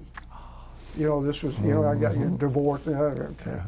So I got this Playboy Club key, and at that time there is a Playboy Club in the Atlanta area there. So I said, "Look, let me take you guys out to supper. You know, you fixed me supper last night. Let me take you out to supper tonight, and we'll go to the Playboy Club." Great. And so his wife says, "You want a date?" And I don't know. He said, "Well, there was a girl that had lived across the hall from her in the apartment complex they were in, that they had gotten to be good friends while Jim was in Vietnam. she had a little boy that was about 4. Anyway, so make a long story even longer, they called her up. We went on this date. We clicked. We just clicked. So I ended up spending the rest of my leave in Atlanta, and we, you know, wrote back and forth and one thing and another, and we were married about 10 months later, and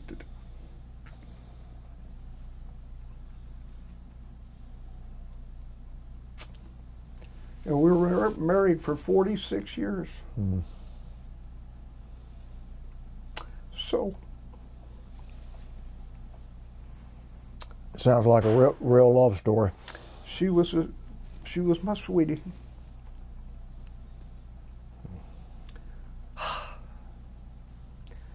So anyway, we got married when I was at SIL, and I got picked up for graduate school. You know, the Army said, we'll send you to grad school, and so I came home and I said, hey, hon, I've been selected for grad school. And she said, that's great, as long as it's in Atlanta. She wanted to go home. Yeah. You know, she was from Bremen out here. Okay. So she wanted to, you know, get back close to her parents and all that. And so they told me I had to get a degree. I mean, you know, the Army, bless their heart, told me I had to get a degree in either ADP engineering or ADP business. Well, my undergrad was in business, so I said, okay, I'll do that. And I applied to Georgia Tech and Georgia State, and I was accepted, but I decided to go to Georgia State because of the business side of it. It was, and so we got back to Atlanta. It took me 2 years to get my degree because I had taken, well, there were no computer courses at North Georgia College in 1967 anyway, but I had to take a second course in statistics, and I had a bunch of undergraduate stuff that I had to take. So it took me a little longer to get through it than it might have. But anyway, so I got through that, and my utilization tour was at Fort McPherson. It's something called WMIX, the Worldwide Military Command and Control System. You know WMIX? Yeah. So the problem with WMIX was you had to get a top secret clearance and all kinds of stuff. But anyway, so I did that for a couple of years. I got selected for the Air Command and Staff School, and somewhere in that time, my wife's dad died, and her mom had been diagnosed with Alzheimer's disease. So she's kind of the primary caregiver for her mother. She didn't see any sense in us moving down to Montgomery. So I said, well, I'll commute. And I talked to Branch, and I said, can you guys guarantee me that I can get back to Fort Mac after I get done with the Air Command and Staff School? They said, no, we can't. So I turned that down, and I decided to go to the reserve school to get CNGS. And I came down on orders for Germany after that to go back to a Cav squadron, and I couldn't do that because her mom was. So I just resigned my commission at that point and retired, and my regular Army commission, and I got a reserve commission as a major, and I stayed in the reserves another 17 years. And what rank did you retire as? Colonel. Colonel. Okay. Well, I kind of stayed around WMIX, either as a contractor or as a, or in my reserve assignments. Yeah. The thing with WMIX is it's kind of like the mafia. Once you get in, you can't get out. Because you get all these clearances, even though it's got all the war plans. That's why you have to have the clearances, and it's got unit status reports and all that. And that, but most of 99% of what you see is not classified. Yeah. But you got there's that 1%. So so anyway, that's what I did, and I ended up taking a job with a Beltway bandit that was putting WMIX terminals in around the world, and I took the job that was in Japan, and so my wife and my family, we went to Japan for 18 months and lived on the economy, which was kind of interesting. Wow. And put in this WMIX terminal at Camp Zama, Japan. And when I got, sometime when I was in Japan, they sent me an application for the War College. So I filled it out, and I said, I'm not going to do the correspondence course. If you don't send me to the real live course, I don't want to go. Well, they sent me to the real live course. So I was a really senior lieutenant colonel, and I went to the War College, spent 11 months on active duty at the War College up in Carlisle. And after that, I got a job with the 81st Army Reserve Command as the Deputy Chief of Staff for Information Management. And that got me into a colonel's slot, which is how I got colonel. And then when I was doing that job, Desert, whatever it was. Was it Desert Shield? Was that the one you were on? Yeah, well, actually, that was before the War College. Desert Shield happened. It was right after I got back from Japan, and Third Army deployed, and I was working at that time at Fort Belvoir on a Army WMIX contract thing, and they called me from Third Army and said, would you like to take the WMIX node over? We'll mobilize you for 4 months or whatever it was. And I said, sure, fine, okay. And that's what I did. Went to Saudi Arabia, took the WMIX node over. It was, we spent, they brought me back on active duty right away. We took 2 weeks trying to get a communications trailer outfitted with a Honeywell 716 mini computer to take over as the communications node for the WMIX thing, and we took it and a 5-ton truck and a generator and 18 people, and we went loaded in the back of a 141 on over here at Dobbins. Went to Saudi Arabia, and they had us sleeping in this parking garage underneath the Royal Saudi Land Forces building, which was their equivalent to the Pentagon, and we slept. The problem was that you had to get dressed to go. There were no latrines down there. There's 400 of us sleeping in this parking garage. It's hot. Saudi Arabia has got world-class flies, and it's hot, but it's a dry heat. One of the funny things, well, I say funny things, they gave us these bottles of water when we first got there, and they said, got to drink water, even if you're not thirsty, drink water. And I'm walking down the hall one day with this guy, and he just passed out, and he just boom, down. And it turned out he was dehydrated because you didn't sweat. Yeah. So you don't know you're dehydrated.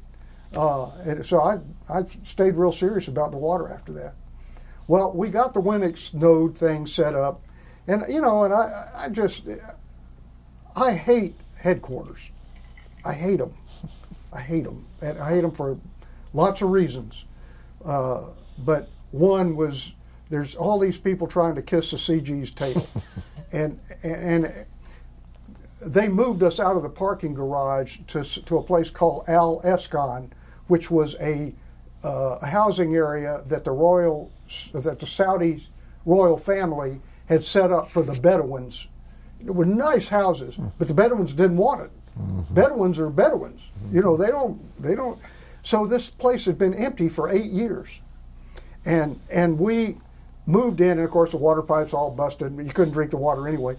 But we moved into Eskan village, and then we had to, of course, commute back and forth. Between there and then between Riyadh and Escon Village, which I hated that too. One of the things that happened in Escon Village was we had a quartermaster battalion came in.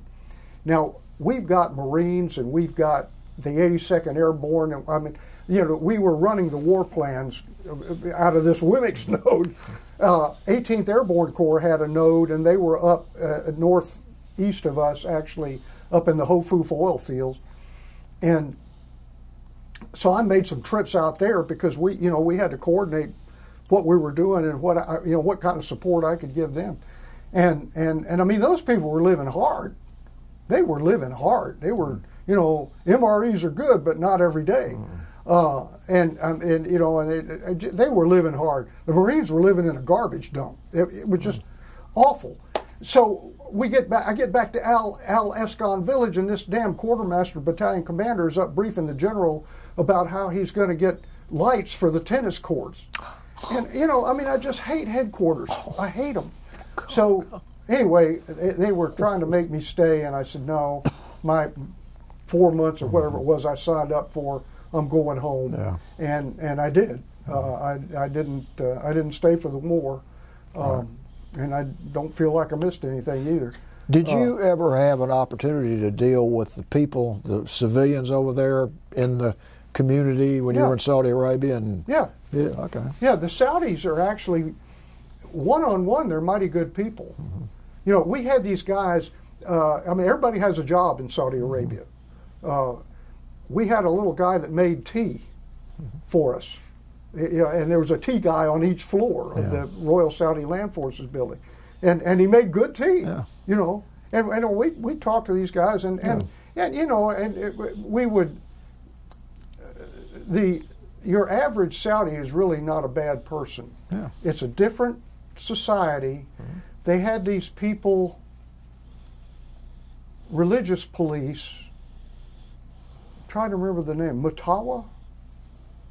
Anyway, you know, like they would get all excited because our female soldiers had their sleeves rolled up, you know, and we had a couple of altercations with people like that. But you know, your average Saudi was really a pretty good person. Yeah. And the restaurants were actually pretty good. Now they have segregated restaurants. They have family side and they got single men side. There are no women walking around by themselves over there. You know, it's just, which just blew their mind because we had, you know, female soldiers driving trucks and, you know, and it just, they did not take that well. But, you know, that they wanted us to protect their oil. What are you going to do? So I've got a question. I'm moving back a little bit, but it's always interesting for people that weren't in Vietnam and came back. How were you treated when you came back? Not very, very well. Yeah. You know, my first tour, we came back through San Francisco, which was really stupid. You know, because they dropped us off. I mean, here we are in our uniforms, and people, you know, are looking at us like, you know, you hear baby killer and you hear crap like that. So, you know, I got to where the best I could hope for was just be ignored, and it, you know, and it was that way, as you well know, for a lot of years. You know, when I got back from my second tour, you know, I don't even remember how I got back. I think we didn't come into San Francisco. I think we came into New Jersey or something. Anyway, but you know, I don't remember. Right, I flew commercial to Atlanta and then got that hotel room and went to sleep. But I went to Fort Sill. You know, Lawton is kind of a military-friendly town, so we didn't get a whole lot of grief there. And but you know, I lived in an apartment complex that was just full of captains, you know, students, you know, and so it was a. I didn't notice that much of that sort of thing the second time, but I did my first time. Is there anything you want to talk about between where you are, where you were then, and and now? I like to hang around with veterans, and I find that I'm not really at ease if I'm not around veterans. And I don't know if that's been an evolutionary thing, but I think that was one of the things that about the Atlanta Vietnam Veterans Business Association. I remember walking into my first meeting, and I didn't know anybody. Yeah. But I was home. Yeah. I agree.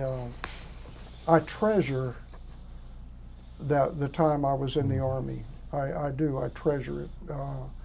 I've got friends that I would never have met them to begin with, and they're I'm closer to some of those people than I am my own brothers, and I get along great with my brothers. Yeah.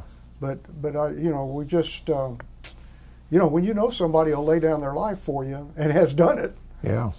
That it's kind of hard to beat that. Yeah.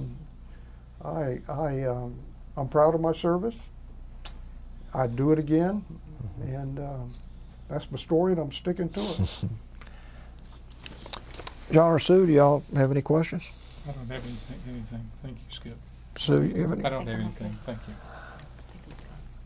Well, I can't tell you how much we appreciate you coming in here. I mean, this has been an amazing story that you've told, and you're the epitome, to me at least, of a leader, whether it's military or civilian. I'm not going to repeat everything you said because people will see it there, but I mean, just saying you went into the tunnel because when you're the leader, you don't ask your men to do anything that you wouldn't do. I mean, that's the sign of a leader. When you went on that mission, when the officer who was really supposed to go didn't want to go, you did it.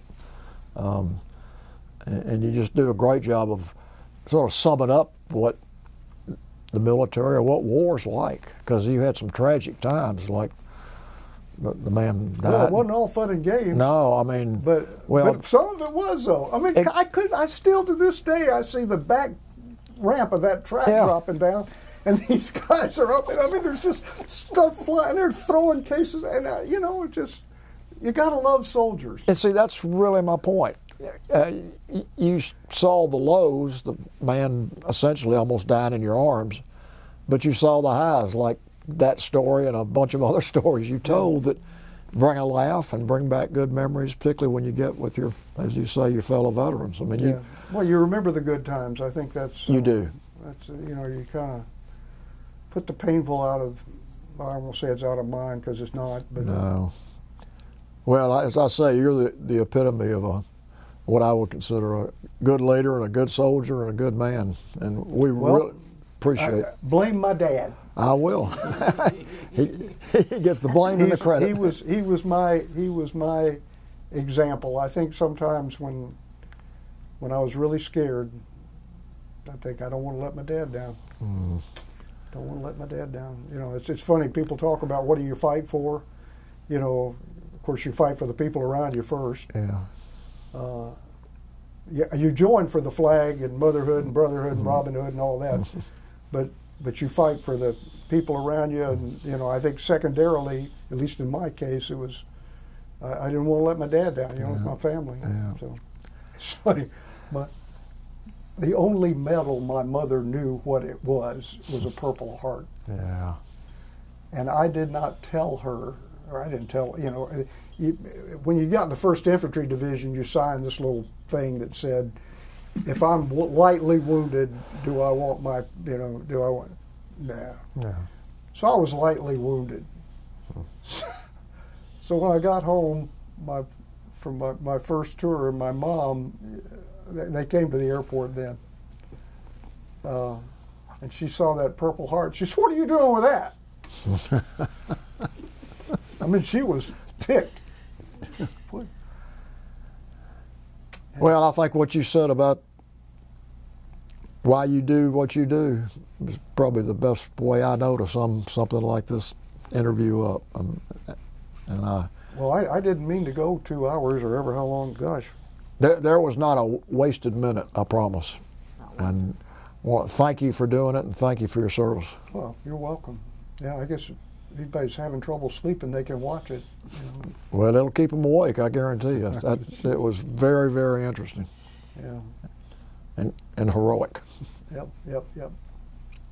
Well, it was fun. I sure appreciate y'all letting me do this.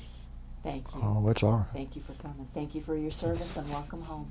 Well, thank you. It's good to be home. All right.